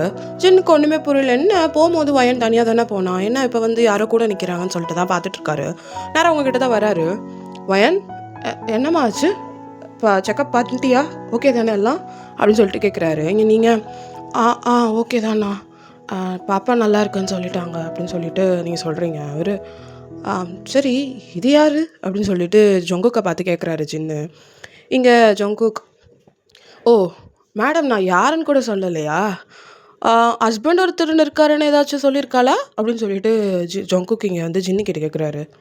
ஓ நீ தான் அந்த பொறுக்கியா, அவள் வாழ்க்கையை நாசம் பண்ணி விட்டுட்டு இப்போ வந்திருக்க. இன்னொரு வாட்டி நீ வயன்கிட்ட நான் உன்னை பார்த்தேன்னு வச்சுக்கோ, உனக்கு அவ்வளோதான் மரியாதை அப்படின்னு சொல்லிட்டு இங்கே ஜின்னு மிரட்டுறாரு. இங்கே ஜொங்குக்கு முதல்ல நீ யார்? அது என் ஒய்ஃபு, என் குழந்த, நான் வரேன், உனக்கு என்ன பிரச்சனை அப்படின்னு சொல்லிட்டு இங்கே ஜின்னுக்கிட்ட ஜொங்கு கேட்குறாரு. இங்கே ஜின்னு என்னது உன் ஒய்ஃபு உன் குழந்தையா, இவ்வளோ நாள் எங்கே போனேன், இவ்வளோ நாள் எங்கே போயிருந்த அப்படின்னு சொல்லிட்டு ஜொங்குக் கிட்ட ஜின்னு கேட்குறாரு. இங்கே ஜொங்குக் அதெல்லாம் என்னோடய பர்சனல் திங்ஸ், எனக்கும் அவளுக்கும் உள்ளது, தேவையில்லாமல் 3வது மனுஷன் நீ மூக்க நுழைக்காது இதில் அப்படின்னு சொல்லிட்டு இங்கே ஜின்னு சொல்கிறாரு. ஜொங்குக் சொல்கிறாரு. இங்கே ஜின்னு மூக்க நுழைக்காதையா வயன், நீ வா வீட்டுக்கு போகலாம், இவங்கிட்டலாம் உனக்கு என்ன பேச்சு வான்னு சொல்லிட்டு நேரம் உங்களை கையை பிடிச்சி கூட்டிகிட்டு போகிறாரு ஜின்னு. இங்கே ஜொங்குக்கு செம்ம ஆத்திரம் வருது. வயன் நில்லு, நான் உங்ககிட்ட பேசணும், ஒழுங்க மரியாதை சொல்லிட்டேன் நின்றுடு அப்படின்னு சொல்லிட்டு இங்கே ஜொங்குக் கத்திட்டுருக்காரு. இங்கே சுத்தமாக நீங்களுமே ஜொங்குக் பேசுகிறத கேட்க ரெடியாக இல்லாதனால நீங்கள் ஜின்னு கூட அப்படியே நடக்க ஆரம்பிச்சிடுறீங்க. ஜொங்குக் செம்ம கடுப்பாகி நேராக உங்கள் பின்னாடியே தான் வந்துட்டுருக்காரு. பார்த்தா உங்களை காருக்குள்ளே வச்சுட்டு டோர் க்ளோஸ் பண்ணிவிட்டு ஜின்னு நேராக காரை எடுத்துகிட்டு கிளம்புறாரு. இங்கே ஜொங்குக் பின்னாடி அவரோட காரை எடுத்துகிட்டு அவர் உங்களை தான் ஃபாலோ பண்ணி வந்துட்டுருக்காரு. இங்கே நீங்கள் அண்ணா எந்த பிரச்சனையும் வேணாம், நான் அவர் எதுக்கு வந்திருக்காருன்னே தெரியல எனக்கு அப்படின்னு சொல்லிட்டு நீங்கள் சொல்கிறீங்க. ஜின்னு என்னவா இருந்தாலும் பார்த்துக்கலாம், நீ வா அப்படின்னு சொல்லிட்டு நேராக உங்களை உங்கள் வீட்டுக்கு தான் கூட்டிகிட்டு போகிறாரு. கூட்டிகிட்டு போய் வண்டியை பார்க் பண்ணிவிட்டு உங்களுக்கு இறங்க ஹெல்ப் பண்ணிகிட்ருக்காரு. பின்னாடி இன்னொரு காரும் வந்துடுது. ஜோங்குக் வந்துடுறாரு. வந்துட்டு, டேய் உனக்கு என்னடா பிரச்சனை? நான் என் பொண்டாட்டிகிட்ட பேசிகிட்டு இருக்கேன், உனக்கு என்னடா பிரச்சனை, நீ யாரா மொல்ல அப்படின்னு சொல்லிட்டு இங்கே ஜோங்குக் கத்தவும் ஜின்னு, என்ன அந்த பொண்ணை பார்த்துக்காம அம்போன்னு விட்டுட்டு போனவன் தானே நீனு, இப்போ வந்துட்டு உரிமை கொண்டாடிட்டு இருக்க? அந்த பொண்ணு நீ எதுவுமே வேணான்னு தான் ஊரை விட்டு ஊர் வந்து நிம்மதியாக வாழணும்னு இங்கே வந்து வாழ்ந்துட்டுருக்கா, இங்கேயும் அவன் நிம்மதியை கெடுக்கிறதுக்கு நீ வந்துட்டியா அப்படின்னு சொல்லிட்டு ஜின்னு இங்கே கேட்குறாரு. இங்கே ஜோங்குக்கு, இங்கே பாரு தேவையில்லாமல் நீ இதில் மூக்க நுழைக்காத, உனக்கு என் வாழ்க்கையிலையும் அவள் வாழ்க்கையிலையும் என்ன நடந்ததுன்னு கூட தெரியாது முழுசா, அவள் சொல்கிற கதையை வச்சுட்டு நீ என்னை இது பண்ணிகிட்டு இருக்காத, எனக்கு தெரியும் என் வாழ்க்கையில் என்ன நடந்துகிட்ருக்கு, என்ன நடக்க போகுது, தயவு செய்து இதில் மூக்க நுழைக்காமல் வெளியில் இருந்தது உனக்கு நல்லது அப்படின்னு சொல்லிட்டு இங்கே ஜோங்குக் சொல்கிறாரு. இங்கே ஜின்னு ஜோங்குக்கும் மாறி மாறி சண்டை போடவும் அவங்க ஜின்னோட பாட்டி வந்துடுறாங்க. என்ன இங்கே கத்திக்கிட்டு இருக்கீங்க, என்னாச்சு அப்படின்னு சொல்லிட்டு வராங்க. அப்போது ஜின்னு சொல்கிறாரு, இந்த மாதிரி ஒயனை ஏமாற்றிட்டு போயிட்டான்ல, அவன் வந்திருக்கான், நீங்கள் வந்து எல்லா கதையும் பாட்டிக்கிட்டேயே சொல்லியிருப்பீங்க. அதனால் பாட்டி கம்முன்னு நிற்கிறாங்க, எதுவுமே பேசலை, கோவப்படலை, ஜோங்குக்கு திட்டலை, ஒன்றுமே சொல்லலை. ஒயன் நீ வீட்டுக்கு போ அப்படின்னு சொல்லிட்டு உங்கள் வீட்டுக்கு அனுப்பிச்சி விடுறாங்க. இங்கே ஒயன் நீ வீட்டுக்கு போன்னு சொல்லிட்டு பாட்டி இங்கே நீங்கள் வீட்டுக்கு போகிற வரைக்கும் வெயிட் பண்ணுறாங்க. நீங்களும் லாக் ஓப்பன் பண்ணி வீட்டுக்கு போய் கதவு சாத்தினதுக்கப்புறம் இங்கே ஜோங்குக்கையும் ஜின்னையும் பார்க்குறாங்க. ஜோங்குக் அப்படின்னு சொல்லிட்டு அந்த பாட்டி வந்து கூப்பிடுறாங்க. இங்கே ஜோங்குக் அந்த பாட்டியை பார்க்குறாரு. கொஞ்சம் உள்ள வாப்பா, உங்ககிட்ட கொஞ்சம் பேசணும் அப்படின்னு சொல்லிட்டு சொல்லவும், இங்கே ஜின்னு, பாட்டி விளையாடுறீங்களா, நான் என்ன சொல்லிட்டு இருக்கேன், உள்ளே வான்னு வீட்டுக்கு கூட்டு வந்து விருந்தாளி மாதிரி பண்ணிகிட்டு இருக்கீங்க, அவனுக்கெல்லாம் அதெல்லாம் அருகதையே கிடையாது பாட்டி அப்படின்னு சொல்லிட்டு இங்கே ஜின்னு கத்தவும், ஜின் நீ கொஞ்சம் இரு, பொறுமையாக இரு, எடுத்தோம் கவுத்தோன்னு நம்ம இதை ஹேண்டில் பண்ண முடியாது, இது அது இது சின்னஞ்சிறுசுங்க ஏதோ தப்பு பண்ணிடுச்சுங்க, சரி அதுக்காக அவங்க வயிற்றில் இப்போ புள்ள வளருது, அந்த பிள்ளைக்கு வந்தால் அப்படியெல்லாம் நம்ம எடுத்தோம் கவுத்தோன்னு சொல்லிட்டு இருக்க பண்ண முடியாது அப்படின்னு சொல்லிட்டு இந்த பாட்டி சொல்லவும், இங்கே ஜின், பாட்டி எந்த காலத்தில் இருக்கீங்க, அதெல்லாம் இல்லை, வயலனுக்கு நம்ம இல்லையா, நம்ம பார்த்துக்க மாட்டோமா அப்படின்னு சொல்லிட்டு இங்கே ஜின் கேட்டுட்ருக்காரு. எங்கள் பாட்டி, நீ வயனை பார்த்துப்ப உன் தங்கச்சி மாதிரி, நானும் வயனை என் பேத்தி மாதிரி பார்த்துப்பேன், ஆனால் வயனை பார்த்துக்கிறதுக்கு நம்ம இருக்கோம், அந்த குழந்தைக்கு அப்பான்னு நாளைக்கு யாரும் இல்லைன்னு அந்த குழந்தை கஷ்டப்படும், நீ ஏன் யோசிக்கல அப்படின்னு சொல்லிட்டு ஜின்னை பார்த்து கேட்குறாங்க அவங்க பாட்டி. ஜின்னு, பாட்டி அதெல்லாம் நம்ம பார்த்துப்போம் பாட்டி, பார்த்துக்கலாம் பாட்டி அப்படின்னு சொல்லிட்டு சொல்கிறாரு. இங்கே அவங்க அந்த பாட்டி, அப்படி இல்லைப்பா, அப்பா இல்லாமல் இருக்கிறதெல்லாம் ஒரு கொடுமை, அதுவும் அப்பா யாருன்னே தெரியாமல் அந்த பிள்ளைய வளர வைக்க போறியா, அப்பா உயிரோடு இருக்கும் போது அவங்க அம்மாவை பார்த்துக்க ரெடியாக இருக்கும் போது அந்த குழந்தைக்கு அப்பா இல்லை அப்படின்னும் போது அந்த குழந்தை என்ன பாவம் பண்ணிச்சு சொல்லு, எதுக்காக அந்த குழந்தை இந்த கஷ்டத்தை அனுபவிக்கணும், அதெல்லாம் இல்லை, நம்ம பேசி சீட்டு தான் ஆகணும் அப்படின்னு சொல்லிட்டு ஜோங்குக்கு உள்ளே கூப்பிட்றாங்க. இங்கே ஜோங்குக்கும் போயிட்டு அந்த பாட்டி வீட்டில் உட்காந்துருக்காரு. ஜின்னுக்கு பிடிக்கல, ஜின்னு டேராக அவர் ரூமுக்கு போயிடுறாரு. இங்கே பாட்டி தான் ஜோங்கு கிட்டே பேசிகிட்டு இருக்காங்க. இங்கே பாரு ஜோங்குக் தம்பி, வயன் எனக்கு பேத்தி மாதிரி, கிட்டத்தட்ட ஒரு 5 மாதம் கிட்ட நான் வயனை பார்த்துருப்பேன். வயன் ரொம்ப நல்ல பொண்ணு, அவளை மாதிரி ஒரு பொண்ணு நான் பார்த்ததே இல்லை, ரொம்ப அன்பாக இருப்பா, அக்கறையாக இருப்பா, பாசமாக இருப்பா, அவளை சுற்றி இருக்கிறவங்களுக்கு ஒன்றுனா அவனால் தாங்கிக்கவே முடியாது, ரொம்ப நல்ல பொண்ணு, பாவம் சின்ன வயசுலேயே ஏகப்பட்ட கஷ்டங்களை அனுபவிச்சிட்டா, அவங்க அம்மாவை இழந்துட்டா, உன்னோட அரவணைப்பும் இல்லாமல் அவள் இத்தனை தூரம் வந்துட்டா, உன் வாழ்க்கையில் எதுவும் பிரச்சனை நடக்கக்கூடாதுன்ற ஒரே காரணத்துக்காக தான் அவள் இவ்வளோ தூரம் வந்தா, அவள் குழந்தையனால உனக்கு உன் வாழ்க்கையில் எந்த பிரச்சனையும் வந்துடக்கூடாதுன்றதுனால அவள் எல்லாத்தையும் விட்டுட்டு இங்கே வந்துட்டா, உன்னைய யோசித்ததுனால தான்ப்பா, உனக்கு அது புரியும்னு நினைக்கிறேன் அப்படின்னு சொல்லிட்டு இங்கே அந்த பாட்டி சொல்லவும், எனக்கு தெரியும் பாட்டி, ஆனால் தப்பு என் மேலே தான், நான் அன்றைக்கி அந்த மாதிரி பண்ணியிருக்கக்கூடாது, நான் சொல்லியிருக்கணும் எங்கள் அப்பா கிட்ட, நானும் வயனும் இந்த மாதிரி லவ் பண்ணுறோன்னு, அன்றைக்கே நான் அதை சொல்லியிருக்கணும், நான் எங்கள் அப்பா மேலே எங்கள் அப்பாவுக்கு இருந்த ஆசையில் நான் அதை மண்ணள்ளி போடக்கூடாதுன்னு நான் நினச்சேன், ஆனால் அது இவ்வளோ பெருசாக கொண்டு வந்து முடியும்னு நான் நினைக்கல பாட்டி, என்னை மன்னிச்சிருங்க அப்படின்னு சொல்லிட்டு எங்கள் ஜோங்குக் சொல்கிறாரு. எங்கள் பாட்டி, நீ மன்னிப்பு கேட்க வேண்டியது என்கிட்ட இல்லை, ஒயன்கிட்ட, முதல்ல அவகிட்ட போய் பொறுமையாக பேசு, அவள் கொஞ்சம் கோவமாக இருப்பா, கத்துவா, அதுக்கெல்லாம் நீ அசந்துட்டு இல்லை ஓகே நீ கோவப்பட்டுக்கோ வேணாம் அப்படின்னு நீ போயிடாத, அவகிட்ட நிதானமாக உட்காந்து பேசு, அவளுக்கு யாருமே இல்லைப்பா உன்னை விட்டா, உன் குழந்தையும் நீ மட்டும்தான் அவளுக்கு, வேறு யாரும் கிடையாது, உனக்கே தெரியும்னு நினைக்கிறேன் அப்படின்னு சொல்லிட்டு இந்த பாட்டி சொல்ல, ஜோங்குக் இங்கே, கண்டிப்பாக பாட்டி நான் அப்படியெல்லாம் அவளை விட்டுற மாட்டேன், அவள் என் வயன், நான் அவளை விட மாட்டேன் பாட்டி அப்படின்னு சொல்லிட்டு ஏஞ்சிட்டு இப்போ நேராக உங்கள் வீட்டுக்கு தான் வராரு. டோர் லாக் பண்ணுறாரு. நீங்கள் இங்கேருந்து கத்துறீங்க. இங்கே பாரு ஜோங்குக், எனக்கு சத்தியமாக உங்ககிட்ட பேச துளி விருப்பம் கூட இல்லை, தயவு செய்து போயிடு, எனக்கு உன் மூஞ்சை பார்க்க வேண்டாம், நீ பேசுறதை நான் கேட்க வேண்டாம், போதும், தயவு செய்து நீ கிளம்பி போயிடு, இந்த குழந்தைக்கும் உனக்கும் எந்த ஒரு சம்மந்தமும் இல்லை, இது குழந்தை என்னோடது அப்படின்னு சொல்லிட்டு நீங்கள் சொல்கிறீங்க. இங்கே ஜோங்குக்கு, வயன் நான் பேச வந்திருக்கேன், தயவு செய்து கடைசியாக நான் பேசிட்டு போயிடுறேன், ப்ராமிஸ். நீ அதுக்கப்புறம் உன் டிசிஷன் என்ன வேணாலும் எடுத்துக்கோ. தயவுசெய்து முதல்ல கதவு தர, எனக்கு உங்ககிட்ட பேச விடுடி அப்படின்றாரு. நீங்களும் சரி ஓகே பேசிட்டு போயிடுறான்னு சொல்கிறான்லான்னு சொல்லிட்டு கதவு ஓப்பன் பண்ணி விடுறீங்க. ஜோங்கோக்கு உள்ளே வர்றாரு. அவர் இப்போ தான் உங்கள் பேபி பம்பை முழுசாகவே பார்க்குறாரு. எவ்வளோ பெருசாக இருக்குது, குழந்தை எவ்வளோ க்ரோத்தில் இருக்குது. அவருக்கு அந்த மூமெண்ட்டெல்லாம் அவருக்கு அவங்க அம்மாவோட கனெக்ட் பண்ணி பார்க்குறாரு. லைக் அவங்க அம்மா அவரை வந்து வயிற்றில் வச்சுருக்கும் போது எப்படியெல்லாம் ஃபீல் பண்ணியிருப்பாங்க அப்படின்ற அந்த ஃபீல் வந்து லைக் ஜோங்குக்கு இருந்திருக்கும். நான் இன்கேஸ் நாளைக்கு அவர் மேரேஜ் பண்ணார்னா அவங்க ஒய்ஃபோடு சேர்ந்து அந்த மூமெண்ட்ஸ் எல்லாம் அவருமே எக்ஸ்பீரியன்ஸ் பண்ணுவாருன்னு சொல்லிட்டு அவருக்கு ஆசையாக இருந்திருக்கும். பட் ஆனால் இந்த மாதிரி ஒரு சூழ்நிலையில் நீங்கள் ப்ரெக்னெண்ட்டாக இருப்பீங்கன்னு அவர் எக்ஸ்பெக்ட் பண்ணவே இல்லை. அது அவருக்கு ஒரு மாதிரி கஷ்டமாக இருக்குது. என்ன பேசணுமோ சீக்கிரம் பேசிட்டு கிளம்பு ஜோங்குக்கு, எனக்கு டைம் இல்லை, எனக்கு வேலைக்கு போகணும் அப்படின்னு சொல்லிட்டு சொல்கிறீங்க. அவர் வேலைக்கு போகணுமா அப்படின்னு கேட்குறாரு. என்னை பார்த்துக்க இங்கே யாரும் கிடையாது. நான் வேலைக்கு போய் சம்பாரிச்சாதான் எனக்கு சோறு, என் பிள்ளைக்கு சோறு. இல்லைனா நாங்கள் பட்டினி கிடக்கணும். என்னை பார்த்துக்க இங்கே யாரும் கிடையாது. பக்கத்தில் இருக்க பாட்டியும் ஜின்னனாவும் முடிஞ்ச அளவுக்கு அவங்களால ஹெல்ப் அவங்க பண்ணிகிட்டு இருக்காங்க. அதுக்காக மொத்தமாக நான் போய் அவங்களே டிபெண்ட் பண்ணியிருக்க முடியாது. என்னை நான் தான் பார்த்துக்கணும் அப்படின்னு சொல்லிட்டு இங்கே நீங்கள் சொல்லிட்டு இருக்கீங்க. இங்கே ஜோங்குக்கு டாக்டர் என்ன சொன்னாங்கன்னு தெரியும்ல வயன், நீ வீக்காக இருக்க. ஸோ நீ வீக்காக இருக்கிறதுக்கான காரணம் இதுதான், வேலைக்கு போயிட்டுருக்க ப்ரெக்னென்ட் டைமில் அப்படின்னு சொல்லிட்டு இங்கே சொல்கிறாரு. நீங்கள் ஆமாம் போயிட்டு தான் இருக்கேன், பின்ன யார் பார்த்துப்பா என்னையும் என் பிள்ளையும்? நான் தான் என்னை பார்த்துக்கணும். இங்கே பாரு, உன் அக்கறையும் அனுதாபமாகவும் எனக்கு தேவையே இல்லை. நீ எனக்கு ஒன்றும் பாவப்பட்டு நீ எனக்கு ஒன்றும் இது பண்ண வேணாம். இது உன் குழந்தை கிடையாது. நீ இந்த மாதிரி உன் குழந்தை நான் பணம் அனுப்புகிறேன், நீ பார்த்துக்கோ, இந்த வேலையெல்லாம் நீ எதுவுமே பண்ண தேவையில்லை. இது என் குழந்தை தான், முழுக்க முழுக்க இது என்னோடய குழந்தை மட்டும்தான். நான் பார்த்துக்குறேன் என் குழந்தைய, நீ இதில் இன்வால்வ் ஆகவே ஆகாத அப்படின்னு சொல்லிட்டு நீங்கள் சொல்கிறீங்க. எங்கே ஜோங்கு, அது எப்படி மனசாட்சி இல்லாமல் பேசுகிற? உனக்கும் எனக்கும் இருக்க ஆதாரமே இந்த குழந்தை தான். உனக்கும் எனக்கும் இருக்க அந்த மூமெண்ட்ஸ், உனக்கு இருக்க அந்த லவ். என்னது லவ்வா? ஓ, உனக்கு இப்போ தான் தெரியுதா என் மேலே இருந்தது லவ்னு? அன்றைக்கி கேட்டதுக்கு என்ன சொன்ன? காசு தேவைன்னா தந்துடுறேன்னல்ல. அப்போ என்ன, அப்போ தோணலையா உனக்கு லவ்னு அப்படின்னு நீங்கள் கேட்குறீங்க. அவர் ஏங்க பாரு, நான் அந்த சூழ்நிலையில் ஏதோ வாய் தவறி சொல்லிட்டேன், அதுக்காக நீ அதையே பிடிச்சிட்டு தொங்கிட்டு இருக்காத வயன் அப்படின்றாரு. நீங்கள் வாய் தவறி வர வார்த்தை இல்லை ஜோங்குக்கு. அது எந்த ஆம்பளையும் அந்த மாதிரி சொல்ல மாட்டான்.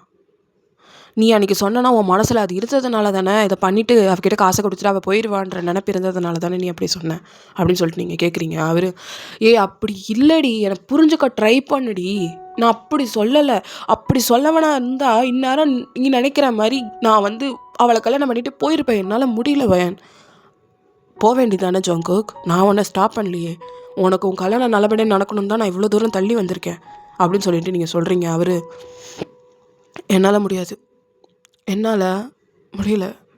மனசை உன்கிட்ட கொடுத்துட்டு மிச்சத்தை எல்லாத்தையும் அவகிட்ட கொடுத்துட்டு என்னால் ஒரு வாழ்க்கையை என்னால் வாழ முடியாது. என்ன தான் நான் அன்றைக்கி பேசினது தப்பாக இருந்தாலும் உன் மேலே இருக்கிறது எனக்கு எதுவுமே பொய் இல்லை வயன். அது எங்கள் அப்பாவோட ஆசையில் நான் கஷ்டப்படுத்தக்கூடாதுன்னு நினச்சதுனால மட்டும்தான் அந்த வார்த்தை வாயிலேருந்து வந்தது. இல்லைன்னா அதுவும் வந்திருக்காது. எனக்கு நீ தாண்டி வேணும். ஆரம்பத்துலேருந்து இப்போ வரைக்கும் நீ தான் எனக்கு வேணும். எனக்கு வேறு யாரும் வேணாம். என்னால் வேறு யாருக்கிட்டேயும் நிம்மதியாக இருக்க முடியாது. என்னால் அவள் கூடயும் என்னால் அப்படிலாம் இருக்கவே முடியல. எனக்கு கல்யாணம் பேசி எங்கள் அப்பா என்னையும் அவளையும் ஷாப்பிங்காக நியூயார்க்கு அனுப்பிச்சி வச்சார். போய் ஷாப்பிங் பண்ணிட்டு வாங்க. நான் அவள் கூட தான் போனேன். உன் கூட ஃபீல் பண்ணதில் 1% கூட என்னால் அவகிட்ட ஃபீல் பண்ண முடியல. ஒரு கம்ஃபர்டபுள் இல்லை எனக்கு அவகிட்ட, என்னால் முடியல. உன் கூட இருக்கும் போது எனக்கு இந்த நிம்மதியாக இருக்குதுன்னு நான் சொன்னேன்ல, அது என்கிட்ட அவகிட்ட கிடைக்கல. உன் கூட இருக்கும் போது என் அம்மா கிட்ட நான் பார்க்காத அந்த கேர், எனக்கு இது வரைக்கும் கிடைக்காத ஒரு பாசம், அன்பு எல்லாமே எனக்கு கிடச்சிது உன்கிட்ட. ஆனால் அவகிட்ட எனக்கு அது எதுவுமே ஃபீல் ஆகலை. என்னால் முடியாது.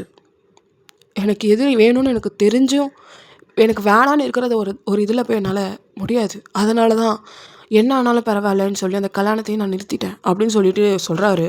நீங்கள் என்னது கல்யாணத்தை நிறுத்தினியா? என்ன சொல்கிற அப்படின்னு சொல்லிட்டு இங்கே நீங்கள் கேட்குறீங்க. அவர் ஆமாம், நீ வந்த அன்றைக்கே நான் அவங்க அப்பாகிட்ட ஃபோன் பண்ணி பேசிட்டேன்.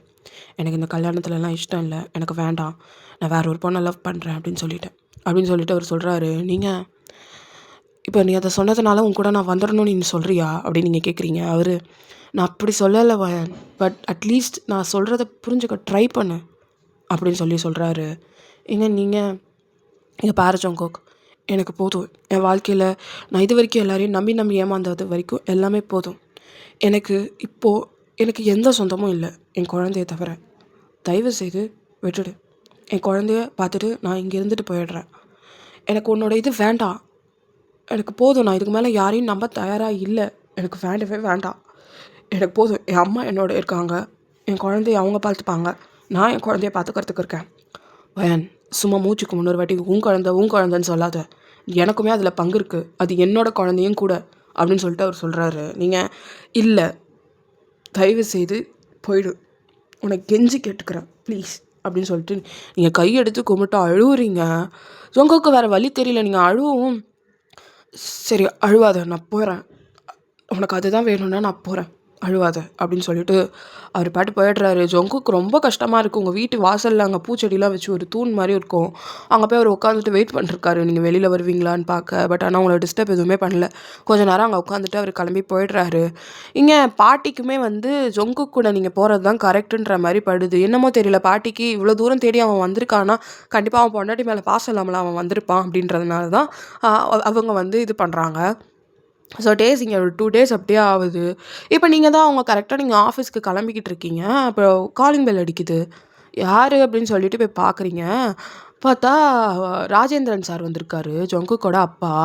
நீங்கள் சார் நீங்களா அப்படின்னு பார்க்குறீங்க. அவர் உள்ளே வரலாமா வயன் அப்படின்னு கேட்குறாரு. நீங்கள் ஐயோ சார் வாங்க அப்படின்னு சொல்லிட்டு கூப்பிட்டு சேரெல்லாம் போடுறீங்க. அவர் எப்படிம்மா இருக்க அப்படின்னு கேட்குறாரு. நீங்கள் நல்லா இருக்கேன் சார், நான் நல்லா இருக்கேன், எனக்கு என்ன நல்லா இருக்கேன் அப்படின்னு சொன்னோடனே அவர் நேரம் உங்கள் வயிற்றை தான் பார்க்குறாரு. நீங்கள் பேபி பம்பை ஏம்மா போகிறதுக்கு முன்னாடி ஒரு வார்த்தையாச்சும் நீ உனக்கும் ஜொங்குக்கும் இப்படியெல்லாம் இருந்ததுன்னு என்கிட்ட ஒரு வார்த்தை சொல்லியிருக்கலாமேம்மா, ஏம்மா நீ சொல்லலை அப்படின்னு கேட்குறாரு. நீங்கள் ஐயோ அங்கிள், உங்களுக்கு உங்கள் பிள்ளைக்கு இப்படி கல்யாணம் பண்ணணும் அப்படி கல்யாணம் பண்ணணும்னு நிறைய கனவுகள் இருந்திருக்கும்ல அங்கிள். என்னால் அதில் எப்படி மண்ணை தூக்கி போட முடியும்? ஜொங்குக்கும் அதை தான் சொன்னார். எங்கள் அப்பாவுக்கு கல்யாணம் எப்படி நடத்தணும் அப்படி நடத்தணும் நிறைய ஆசை இருக்குது. எனக்கு அவருக்கு ஏற்ற மாதிரி பிடிச்ச மாதிரி பொண்ணை பார்த்து கல்யாணம் பண்ணி வைக்கணும்னு. அதில் எப்படி அங்கிள் என்னால் இது பண்ண முடியும்? நான் அவர் மேலே எந்த தப்பும் சொல்லலை அங்கிள். ஜொங்குக்கு மேலே அவர் பண்ணது கரெக்டு தான். அதனால தான் நான் அங்கே இடஞ்சொல்லாம் இருக்கக்கூடாதுன்னு இவ்வளோ தூரம் வந்துட்டேன் அங்கிள் அப்படின்னு நீங்கள் சொல்கிறீங்க. அவர் என்னவா என் பேசிகிட்ருக்க நீ? பாக்கியா எங்கள் குடும்பத்துக்கு எத்தனை வருஷம் எங்கள் குடும்பத்துக்கு உழைச்சிருக்கா, எங்கள் குடும்பத்துக்காக எவ்வளோ பட்டிருக்கா. ஜொங்குக்கு அவள் புள்ள மாதிரியே தான் அவள் பார்த்துக்கிட்டா. அப்படிப்பட்ட அவளோட பொண்ணை ஒன்றை விட்டுட்டு போயிருக்கா எங்களுக்காக. அப்படி இருக்கும் போது நீ எப்படி யோசிக்கிற உனக்கு ஜொங்கு கரெக்டானவன் இல்லை, நீ ஜொங்குக்கு கரெக்டானவன் இல்லை, நீ எப்படி யோசிக்கிற? உன்னை விட நல்ல பொண்ணு எங்கள் வீட்டுக்கு யாருமா கிடைப்பா அப்படின்னு அவங்க அப்பா சொல்கிறாரு. நீங்கள் அங்கிள் வேண்டாங்க அங்கிள், தயவுசெய்து இதை விட்டுறலாம் அங்கிள். நான் எதுவும் இதை பற்றி பேச விரும்பலை. நான் என் வாழ்க்கையை வாழணும்னு ஆசைப்பட்றேன் அங்கிள், எனக்காகவும் என் குழந்தைக்காகவும் அப்படின்னு சொல்லிட்டு நீங்கள் சொல்கிறீங்க. அவர் ஏமாவன் அப்போது அந்த குழந்தைக்கு நான் உரிமை கொண்டாடக்கூடாதுன்னு நீ சொல்கிறியா அப்படின்னு கேட்குறாரு. நீங்கள் ஐயோ அங்கிள் அப்படி இல்லை, நான் அந்த மாதிரி சொல்லலை அங்கிள், எனக்கு என் வாழ்க்கையை வாழணும் அங்கிள் அவ்வளோதான் அப்படின்னு நீங்கள் சொல்கிறீங்க. அவர் வயன் அந்த வீட்டுக்கு நீ வர்றது தான் வயன் கரெக்டாக இருக்கும்.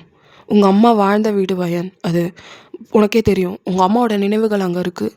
உன் குழந்த தனியாக இங்கே வளர்கிறத விட உன் அம்மாவோட நினைவுகளோடு சேர்ந்து அந்த வீட்டில் வளர்கிறது தாம்மா கரெக்டாக இருக்கும்.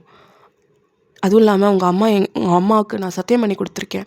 உனக்கு காலேஜ் ஃபீஸுக்கு கட்டும் போது என்கிட்ட அவள் கேட்கும் போதுலேருந்து உன் பொண்ணுக்கு கடைசி வரைக்கும் நான் எல்லாமே பார்த்து பண்ணுவேன்னு அவங்க அம்மாவுக்கு நான் சத்தியம் பண்ணி கொடுத்துருக்கேம்மா. அந்த சத்தியத்தை தயவு செய்து என்னை நிறைவேற்ற விடுமா. அவங்க மேலேருந்து பார்த்துட்டு இருப்பாங்க. என் பொண்ணுக்கு இந்த மாதிரி சத்தியம் பண்ணி கொடுத்து என் பொண்ணை இப்படி விட்டுட்டீங்களேன்னு என்னை பார்த்து அவங்க நினைக்கக்கூடாதுமா. தயவு செய்து எனக்காக, ஜொங்குக்காக இல்லைனாலும் எனக்காக நீ நம்ம வீட்டுக்கு வந்துடுமா அப்படின்னு சொல்லிட்டு அவர் கேட்குறாரு. உங்கள் அம்மா சத்தியம் பண்ணி கொடுத்ததுன்றதுனால உங்களால் எதுவுமே சொல்ல முடியல, நீங்கள் கம்முன்னு இருக்கீங்க. இப்போ தான் ஜொங்குக்கு அப்படியே வர்றாரு உள்ள. என்னப்பா பேசிட்டிங்களா? அந்த கல் நெஞ்சுக்காரிக்கு மனசு இறங்குச்சா அப்படின்னு சொல்லிட்டு அவர் கேட்குறாரு. நீங்கள் அவரை பார்த்து அப்படியே மறைக்கிறீங்க. அப்பா போகிற வழியில் கோயிலில் நான் பையனை கல்யாணம் பண்ணிக்கிறேன்ப்பா அப்படின்னு சொல்கிறாரு. நீங்கள் கல்யாணம் பண்ணிக்கிறானா அப்படின்னு பார்க்குறீங்க. அவர் என்னத்துக்கு இப்படி பார்க்குறான் நம்மளை அப்படின்னு பார்த்துட்டு இருக்காரு. சரி ஓகேன்னு சொல்லிட்டு உங்கள் அம்மாவோட பண்ணி கொடுத்த சத்தியத்தை எதுக்கு லைக் வந்து மீறணும்னு சொல்லிட்டு நீங்களும் சரி நான் வரேன் அப்படின்ற மாதிரி சொல்லிடுறீங்க. ஸோ இப்போ போகிற வழியிலேயே உங்களுக்கு கல்யாணமும் நடக்குது கோயிலில். கொஞ்சம் நல்ல ட்ரெஸ்லாம் நீங்கள் நல்ல புடவெல்லாம் வந்து பாட்டிமா உங்களுக்கு ரெடி பண்ணியிருப்பாங்க. ஜின்னு பாட்டி ஜொங்குக்கு அப்பா ஜொங்குக் நீங்கள்லாம் சேர்ந்து ஜொங்குக்கும் உங்களுக்கும் கல்யாணம் நல்லபடியாக அங்கே நடக்குது, கோயிலில் நடந்துருது.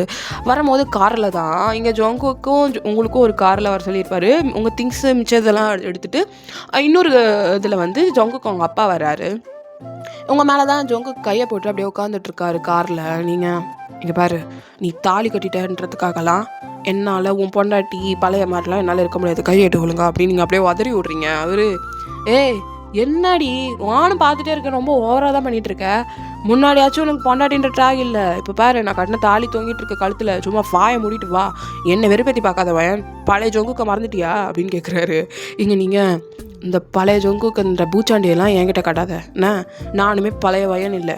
நீ நில்லுனா ஒரே இடத்துல 1 மணி நேரம் நிற்கிறதுக்கு, நீ இந்த வாட்டி நில்லுன்னு சொன்னீங்கன்னா நான் அடுத்த நிமிஷமே கிளம்பி போயிட்டே இருப்பேன் அப்படின்னு சொல்லிட்டு நீங்கள் சொல்கிறீங்க. அவர் வயிற்றில் நம்ம குழந்த இருக்குன்றது இதில் நீ இவ்வளோ ஆடுறல்ல, எதுவுமே பண்ண மாட்டேன்ட்டு பார்த்துக்கிறேன். ஆனால் நீ நினைக்கிற மாதிரி உன் மேலே இருக்க லவ் மாறல வயன், எனக்கு எப்படி உன்னை முதல்ல பார்த்தனோ இப்போ வரைக்கும் அப்படியே தான் உன்னை பார்க்குறேன் அப்படின்னு சொல்லிட்டு அவர் சொல்கிறாரு. நீங்கள் இந்த இதெல்லாம் போதும் ஜொங்கு, சும்மா இது பண்ணிகிட்ருக்காத, நடிக்கிறதுக்கு ஒரு அளவு இருக்குது அப்படின்றீங்க. அவர் நான் நடிக்கலடி, நான் உண்மையாக தாண்டி சொல்கிறேன் அப்படின்றாரு. போதும் நீ கம்முனு வா அப்படின்னு சொல்லிட்டு சொல்கிறீங்க. ஸோ இதே மாதிரி வீட்டுக்கும் போயிடுறீங்க. வீட்டில் போயிட்டு பார்த்தீங்கன்னா உங்களை ஜொங்குக்கு வந்து செம்மையாக கேர் பண்ணி பார்த்துக்கிறாரு. லைக் எப்படி சொல்கிறது, தாங்குன்னு ஹஸ்பண்ட் மெட்டீரியலின் பக்கா ஹஸ்பண்ட் மெட்டீரியலாகவே அவர் மாறிடுறாரு. அப்படி உங்களை பார்த்து உட்காரும் போது தலைக்காணி வைக்கிறது, ஜூஸ் போட்டு கொடுக்குறது எல்லாம் அவரே பண்ணுறாரு. நீங்கள் வேணா உண்மையிலே அக்கறை இருக்கிற மாதிரி பண்ணுறானா இல்லை அக்கறை இருக்கிற மாதிரி நடிக்கிறானா அப்படின்ற மாதிரி தான் பார்த்துட்ருக்கீங்க. பட் எல்லாமே பார்த்து உங்களுக்காக அவர் பண்ணுறாரு. உங்களுக்கே ஆச்சரியமாக இருக்குது ஜொங்குக்கு, ஏன்னா அவருக்கு தேவையானதை பண்ணிக்க மாட்டார். பட் ஒருத்தருக்காக அவர் பண்ணுறது வந்து அவங்க அப்பாவும் பார்க்குறாரு, இவனுக்கு இப்படியெல்லாம் பண்ண தெரியுமா அப்படின்ற மாதிரி பார்த்துட்ருக்காரு.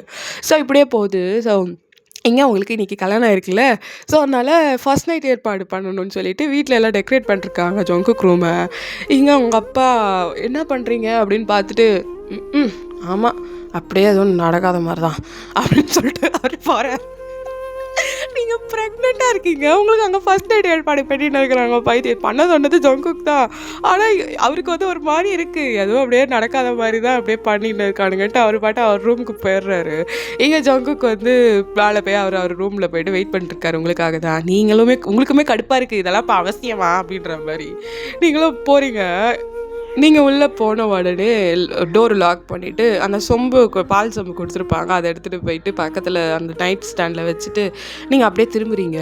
ஜொங்குக்கு இங்கே அப்படியே கால் மேலே கால் போட்டு பெட்டு மேலே நல்லா சாஞ்சிட்டு கையை வச்சு உட்காந்துட்டு, வரலாற்றிலேயே முதல் முறையாக நல்லா வயிற்று தள்ளிக்கிட்டு ஃபஸ்ட் நைட்டுக்கு வந்த ஆள் நீயாக தாண்டி இருப்ப அப்படின்னு சொல்லிட்டு அவர் சொல்கிறாரு. இங்கே நீங்கள் என்ன பண்ணுறது, நான் ஒரு கேடு கட்டவனுக்கு நம்பி என்னோட இதை கொடுத்தேன், அவன் என்ன இப்படி பண்ணுவான்னு நான் எனக்கு கனவாக கண்டேன் அப்படின்றீங்க. அவர் நான் கேடு கட்டவனா அப்படின்னு கேட்குறாரு. நீங்கள் இல்லையா பின்ன கல்யாணம் பண்ணிக்கிறேன்ற ஒரு நம்பிக்கையில் தான் அன்றைக்கி நான் உனக்கு சரின்னே சொன்னேன், உன் பர்த்டேக்காக ஒரு கிஃப்ட் கொடுக்கணுமேன்னு. ஆனால் நீனு என்ன பண்ண, கீழே உட்கார்ந்து என் பொண்ணு வைஷ்ணவை கட்டிக்கிறியாப்பான்னு அவங்க அப்பா கேட்கவும் சரி அங்கிள்னு மண்டையாட்டினவன் தானடா நீ அப்படின்றீங்க. அவர் இப்போ எதுக்கடி பழசெல்லாம் கலர்ற, அதான் இப்போ தான் உனக்கும் எனக்கு கல்யாணம் ஆகிடுச்சு, நம்ம குழந்தை வயிற்றில் வளர்ந்துட்டு இருக்கு, இதுக்கப்புறம் என்ன நம்ம எதிர்பார்த்த மாதிரி நம்ம வாழ்க்கை அமைஞ்சிருச்சு, நடுவில் சில பல திருப்பங்கள் நடந்தாலும் எண்ட் ஆஃப் த டே நீ நானும் தானே இப்போ இருக்கோம் அப்படின்றாரு. ஐயோ கடவுளே அப்படின்னு சொல்லிட்டு நீங்கள் அப்படியே இருக்கீங்க. இங்கே பாருவாயன், நான் உனக்கு சத்தியம் பண்ணி தரேன், நீ நினைக்கிற மாதிரியான ஆள் நான் கிடையாது. உன்னோட நம்பிக்கை ஒரு வாட்டி நான் தெரியாமல் உடச்சிருக்கலாம், ஆனால் நான் அதே ஜொங்குக் தான், நீ லவ் பண்ண அதே ஜொங்குக் தான். என்னை தயவு செய்து நம்பு, எனக்கு உன்னை பார்த்துக்கிறதுக்கான உரிமையை மட்டும் எனக்கு கொடு, எனக்கு நீ வேறு எதுவுமே கொடுக்க வேண்டாம், நான் உன்னை பார்த்துக்கிட்டா போதும்டி, நான் பண்ண தப்பு எல்லாமே அதிலே சரியாக போயிடும், நான் உன்னை பார்த்துக்கணும், உன்னை என் கைக்குள்ளே வச்சு பார்த்துக்கணும், உன்னை கைக்குள்ளே வச்சு பத்திரமா பார்த்துக்கணும், யாரையும் எதையுமே உன்னை அணுகவே விடாமல் நான் மட்டுமே பார்த்துக்கணும், வாழ்நாள் முழுக்க எனக்கு அது போதும். நம்ம குழந்தைய நான் சத்தியம் பண்ணி தரேன், நம்ம குழந்தைய எந்த ஒரு கஷ்டமும் இல்லாமல் அப்பா இல்லாத கஷ்டம் நீ அனுபவித்த மாதிரி, அம்மா இல்லாத கஷ்டம் நான் அனுபவித்த மாதிரி நான் கண்டிப்பாக நம்ம குழந்தைய நான் வளர விட மாட்டேன். நான் உனக்கு சத்தியம் பண்ணி தரேன். அது குழந்தை வரதுக்கு முன்னாடியே அந்த கஷ்டத்தை நான் அதுக்கு கொடுக்க விரும்பலை. அது பிறக்கும் போது அவங்க அம்மா அப்பா எல்லாரையும் பார்த்து சந்தோஷமாக வாழணும்னு நான் நினைக்கிறேன். நீயும் நானும் பட்ட கஷ்டத்தை கண்டிப்பாக நான் குழந்தைக்கு தரமாட்டேன்டி அப்படின்றாரு. நீங்கள் அப்படின்னு பெருமூச்சுட்டு உட்காந்துட்டு அப்படின்னு நின்றுட்டுருக்கீங்க. அதுக்கப்புறம் நீங்கள் நீ என்னென்னா பேசிக்கோ, எனக்கு கனவு மேலே நம்பிக்கை வரப்போகிறதில்ல அப்படின்னு சொல்லிட்டு நேராக போயிட்டு என்ன பண்ணுறீங்க, பெட்டுக்கு அந்த பக்கம் போய் கம்முன்னு போத்திக்கிட்டு படுத்துடுறீங்க. என்ன எவ்வளோ சொல்லிட்டு இருக்க, ஒரு வார்த்தை கேட்க மாட்றாளே அப்படின்ற மாதிரி தான் அவர் இருக்காரு. பிகாஸ் நீங்கள் அந்த அளவுக்கு ஹர்ட் ஆகிட்டீங்க. உங்கள் 2 பேருக்கும் கல்யாணம் ஆகி லைஃப் இப்படியே ஸ்டார்ட் ஆகுது.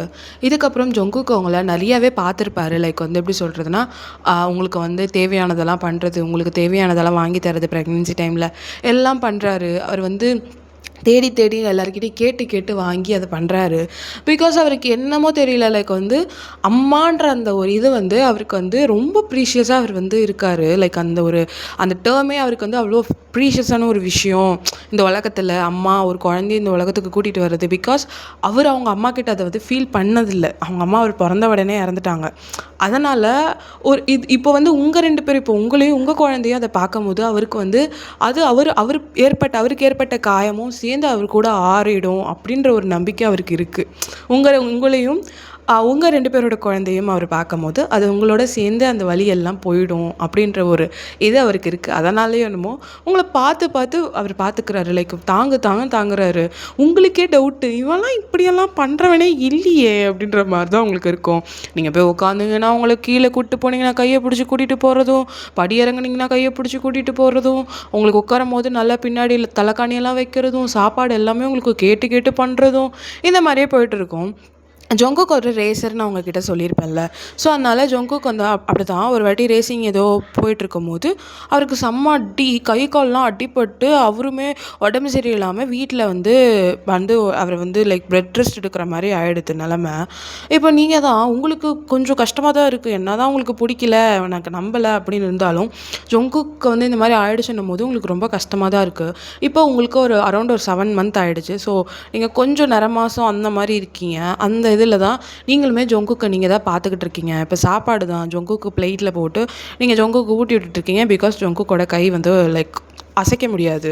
ஸோ அதனால் நீங்கள் தான் ஃபீட் பண்ணுறீங்க ஜொங்குக்கு. நீங்கள் அப்படியே ஸ்பூன் எடுத்து வாய்க்கிட்ட எடுத்துகிட்டு போகிறீங்க ஜொங்குக்கு. என் மேலே தான் உனக்கு அக்கறையே இல்லையே, அப்புறம் எதுக்கு இதெல்லாம் பண்ணுற அப்படின்னு கேட்குறாரு. நீ கழுத்தில் தட்டின தாலி தொங்கிட்டு இருக்குல்ல, புருஷன்ற டைட்டிலோடு இருக்கேல்ல கூட, அப்போ நான் தான் பண்ணி ஆகணும். உனக்காக இல்லைனாலும் கீழே மாமாக்காக பண்ண தான் ஆகணும் அப்படின்றீங்க. அவர் மனசாட்சியை தொட்டு சொல்லு, உனக்கு என் மேலே ஒரு ட்ராப் கூட ஃபீலிங்கே இல்லை, எனக்கு இந்த மாதிரி ஆகிடுச்சு, என்ன இவன் இப்படி பண்ணிட்டான் அப்படின்னு நீ மனசுக்குள்ளே என்ன திட்டல அப்படின்னு சொல்லிட்டு நீங்கள் ஜொங்குக்கு உங்ககிட்ட கேட்குறாரு. நீங்கள் லூஸு மாதிரி பேசாத சரியா, தயவு செய்து சாப்பிட்டுடு, எனக்குமே பசிக்குது, நான் சாப்பிட்ணும் அப்படின்றீங்க. அவர் சரி சரி அப்படின்னு சொல்லிட்டு சாப்பிட்றாரு. வயன் உண்மையாக ஒன்று சொல்லவா அப்படின்னு சொல்லிட்டு இங்கே ஜொங்குக்கு சொல்கிறாரு. நீங்கள் என்ன அப்படின்னு கேட்குறீங்க. அவர் ஆக்சுவலி இந்த ஆக்சிடெண்ட் நான் வேணும்னு தான் பண்ணேன் அப்படின்னு சொல்லிட்டு அவர் சொல்கிறாரு. நீங்கள் என்னது அப்படின்னு கேட்குறீங்க. ஆமாம், அட்லீஸ்ட் நீ அப்போயாச்சும் என்னை பார்த்துப்பில்ல, அதுக்கு தான். முன்னாடி மாதிரி அப்போ எனக்கு சாப்பாடு வெட்டி விடுறதும் என் ரூமுக்கு நீ வரதும் அந்த மாதிரியாச்சும் இருப்பல்ல, அதுக்காக தான் நான் வேணும்னு பைக் எடுத்துகிட்டு போய் விட்டுட்டேன் அப்படின்னோடனே, அறிவு ஏதாவது இருக்கா உனக்கு மண்டையில்? அறிவு கெட்டவன் நாட்டமே பண்ணு. இவ்வளோ அதான் சொல்லுவாங்கள்ல, இந்த பணம் திமிரு இருந்ததுன்னா அறிவு இதெல்லாம் ஒன்றுமே இருக்காதுன்னு, மூளையே இல்லாமல் இருக்கும்னு. அதுதான் அங்கிள் உன்னை சின்ன வயசுலேருந்து இப்படியே வளர்த்துட்டாரு. அதனால தான் நீ இப்படி இருக்க, பிடிவாதமாக உனக்கு நினச்சது தான் நடக்கணும் உன் வாழ்க்கையிலன்னு அப்படின்னு சொல்லிட்டு நீங்கள் திட்டுறீங்க. அவர் திட்டாதடி, நான் என்ன என் பொண்டாட்டி என் கூட இருக்கணும்னு நினச்சேன், அதனால இப்படி பண்ணேன், இதில் என்ன தப்பு இருக்குது அப்படின்றாரு. நீங்கள் லூஸு மாதிரி பேசிக்கிட்டு இருக்காது சரியா, உனக்கெல்லாம் அறிவில்லைனால தள்ளி இருந்திருக்கணும். உன்னை கூட்டிகிட்டு கல்யாணம் பண்ணி உன் கூட என்னை வச்சுருக்காங்கல்ல, என்ன செருப்பாலே அடிச்சுக்கணும் அப்படின்றீங்க. அவர் ஏன்டி இப்படிலாம் பேசுகிற ஜொங்குக், உனக்கு நீ சொல்லு என்ன சொன்ன, அன்றைக்கி என்னமோ வீரவசனம்லாம் பேசிகிட்டு இருந்தியே, இந்த மாதிரி நம்ம குழந்தைக்கு அப்பா இல்லாத வழி நீ கொடுக்க போறியான்னு நீ இப்படி பண்ணுறதுக்கு நீ இல்லை, லைக் நான் தூரமாக இருந்துட்டு போயிடலாம். உன் பக்கத்துலேருந்து நீ எனக்கு அந்த வழியை கொடுக்க போகிறேன்றத ஏற்றுக்கிறத விட தூரமாக இருந்தே நான் இருந்துட்டு போயிடலாம், நீ எப்படி இருக்க எதுன்னு தெரியாமல் அப்படின்னு சொல்லிட்டு நீங்கள் சொல்கிறீங்க. அவர் என்னடி சொல்கிற அப்படின்றாரு. இங்கே பாரு, எனக்கு என்ன பண்ணுவேன் ஏது பண்ணுவேன்னு தெரியாது. நம்ம குழந்தைக்காகவாதும், எனக்காக இல்லைனாலும் நம்ம குழந்தைக்காகவாதும் இனிமேல் நீ இந்த ரேசிங் இதுன்னு போகக்கூடாது அப்படின்னு சொல்லிட்டு நீங்கள் சொல்கிறீங்க. அவர் ஏய் விளையாடாத, எனக்கு ரேசிங் தான் என்னோடய லைஃப், உனக்கே தெரியும், அதுதான் என்னோடய பேஷன்.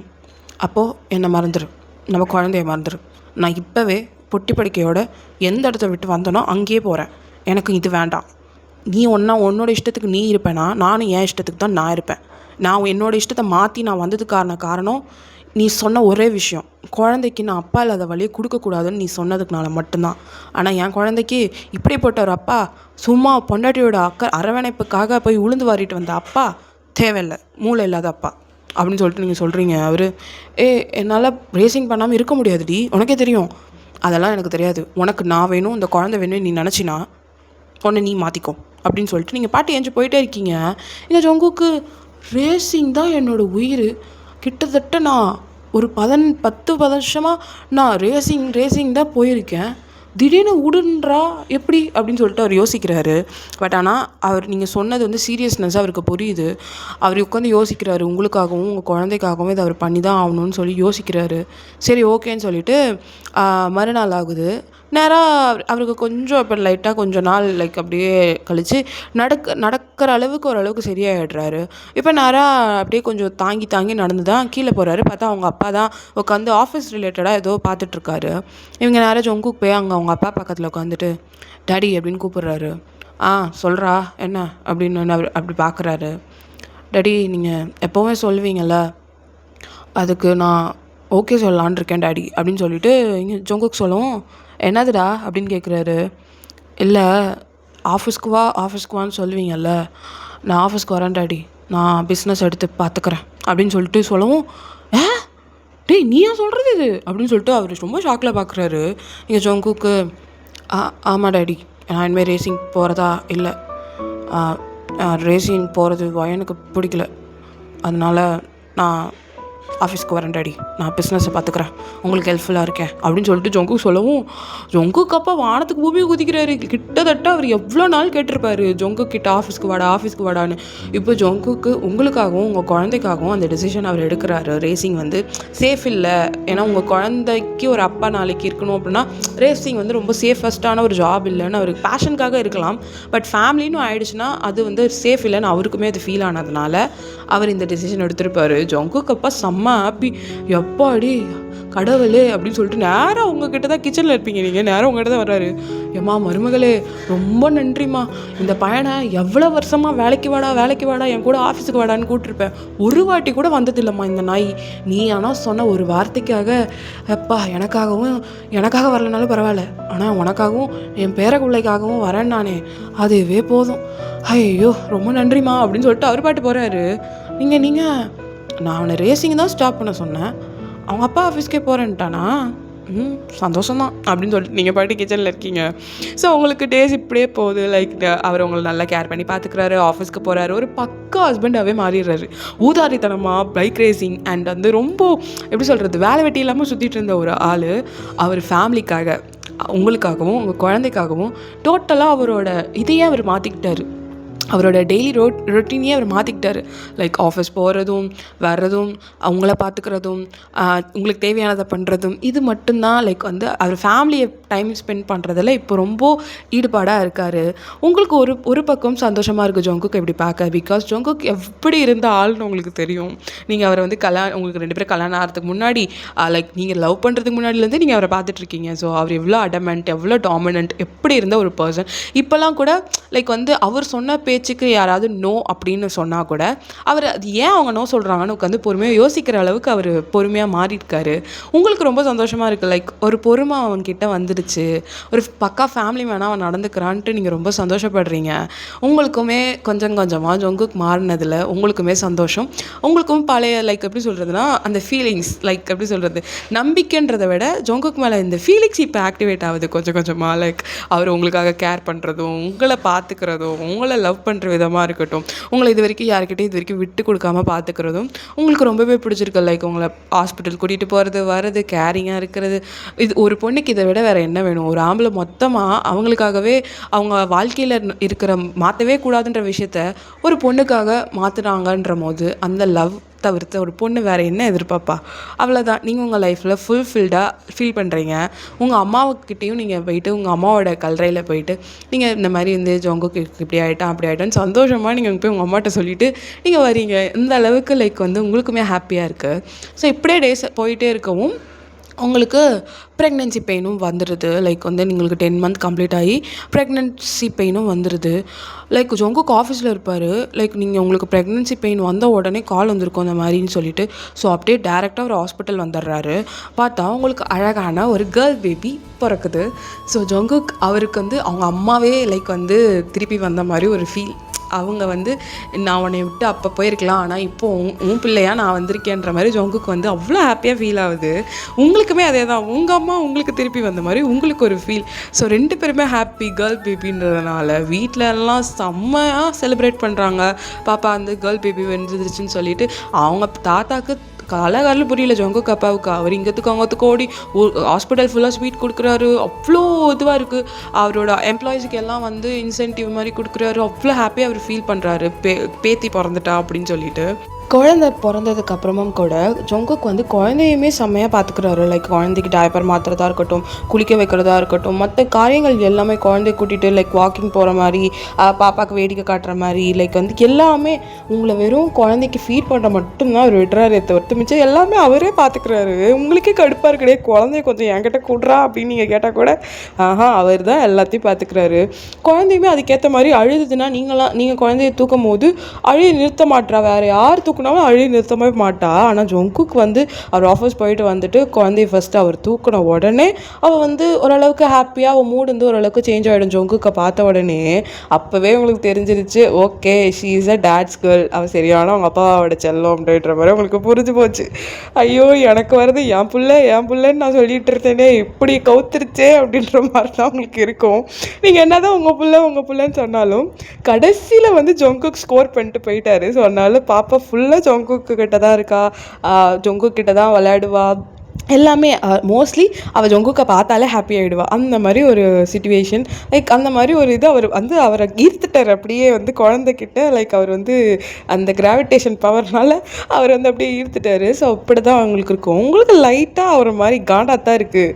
நான் பார்த்துப்பேனா 10 மாதம் வயிற்றில் சுமந்து குழந்தைய பெற்று எடுப்பேனா, இவன் கடைசியாக வந்துட்டு அப்போன்ற பேரில் டைட்டில் வந்துட்டு இப்போ பாரு என்கிட்ட வரவே மாட்டேங்கிறான் அப்படின்ற மாதிரி தான் உங்களுக்கு இருக்கும்.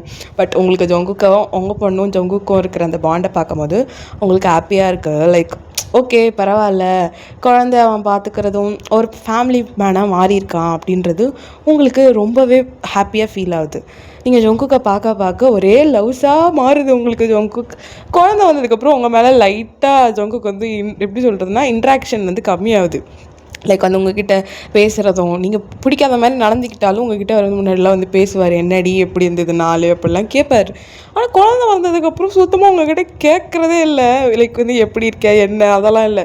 வருவார், நேராக சாப்பிடுவார், குழந்தைகிட்ட விளையாடுவார், அவங்கள வந்து ஓகேவா உனக்கு எல்லாம் அப்படின்ற மாதிரி கேட்பார். நீங்களும் நார்மலாக 4 வார்த்தை பேசுவீங்க, போய் படுத்து தூங்கிடுவார். மற்றபடி வந்து டீஸ் பண்ணி விளையாடுறது அந்த மாதிரிலாம் எதுவுமே பண்ணுறது இல்லை. உங்களுக்கு பரதேசி குழந்தை பிறக்கிற வரைக்கும் எப்படி இருந்தால் குழந்தை பிறந்ததுக்கப்புறம் ப்ரையாரிட்டி சேஞ்ச் ஆகிடுச்சு அப்படின்னு சொல்லிட்டு நீங்கள் காலில் இருக்கீங்க. ஸோ இப்படியே போகுது. பார்த்தா இப்போ ஜோங்குக்கு பர்த்டே வருது. ஜோங்குக்கோட பர்த்டே வரவும் நீங்கள் வந்து உங்கள் வீட்டில் இருக்க எல்லாமே வந்து அந்த பர்த்டே செலிப்ரேஷனுக்கு தேவையான திங்ஸ் எல்லாம் ரெடி பண்ணிகிட்ருக்காங்க. நீங்கள் பெருசாக எதுவுமே கண்டுக்காத மாதிரி இதுக்கும் உங்களுக்கும் சம்மந்தமே இல்லாத மாதிரி தான் இருக்கீங்க. ஸோ ஜோங்குக்கு வந்து அவருக்கு வந்து பழைய நினைவுகள் எல்லாம் வருது. லைக் வந்து போன வருஷம் பர்த்டேக்கு என்னெல்லாம் நடந்துச்சுன்ற மாதிரி யோசிச்சு பார்க்குறாரு. எப்படி நம்ம இருந்தோம், எப்படி இருந்தவனே எப்படி ஆக்கிட்டாவேன்ற மாதிரி அவர் திங்க் பண்ணி பார்க்குறாரு. ஸோ அவங்க ஃப்ரெண்ட்ஸ் எல்லாம் சேர்ந்து ஜோங்குக்கு பார்ட்டி அரேஞ்ச் பண்ணியிருக்காங்க. ஜோங்குக்கு இந்த பார்ட்டி இதை கிளப்பிங் இதெல்லாம் விட்டு ரொம்ப நாள் ஆகுது. பட் ஸ்டில் அவங்க ஃப்ரெண்ட்ஸ் எல்லாம் அரேஞ்ச் பண்ணதுனால அவர்னால போகாமலும் இருக்க முடியல. ஸோ அதனால் அவர் ஃப்ரெண்ட்ஸ் கூப்பிட்றாங்கன்னு சொல்லிட்டு ஜோங்குக்கு வந்து அவர் மட்டும் போகிறாரு பார்ட்டிக்கு. ஸோ நீங்களும் இது பெருசாக கண்டுக்கல, போகிறனா போன்ற மாதிரி தான் இருக்கீங்க. ஜோங்குக்கு ரெடி ஆகி அங்கே கிளப்புக்கு போயிடுறாரு. அங்கே கிளப்பிங் பார்ட்டி அந்த மாதிரி தான் ரொம்ப ஃபன்னாக போயிட்டுருக்கு அவரோட பர்த்டே செலிப்ரேஷன். அவர் பர்த்டே மறுநாள் ஓகேவா. ஒரு மறுநாள் பர்த்டே, பட் முந்தின நாளே அவங்க 12 கரெக்டாக நீங்கள் செலிப்ரேட் பண்ணுற மாதிரி பார்த்துக்கலாம் அப்படின்னு சொல்லிட்டு உங்களை கூப்பிட்ருப்பாங்க. முந்தின நாள் நைட்டே ஜொங்குக்கு கூப்பிட்ருப்பாங்க, அதனால் அவர் போயிருப்பார்.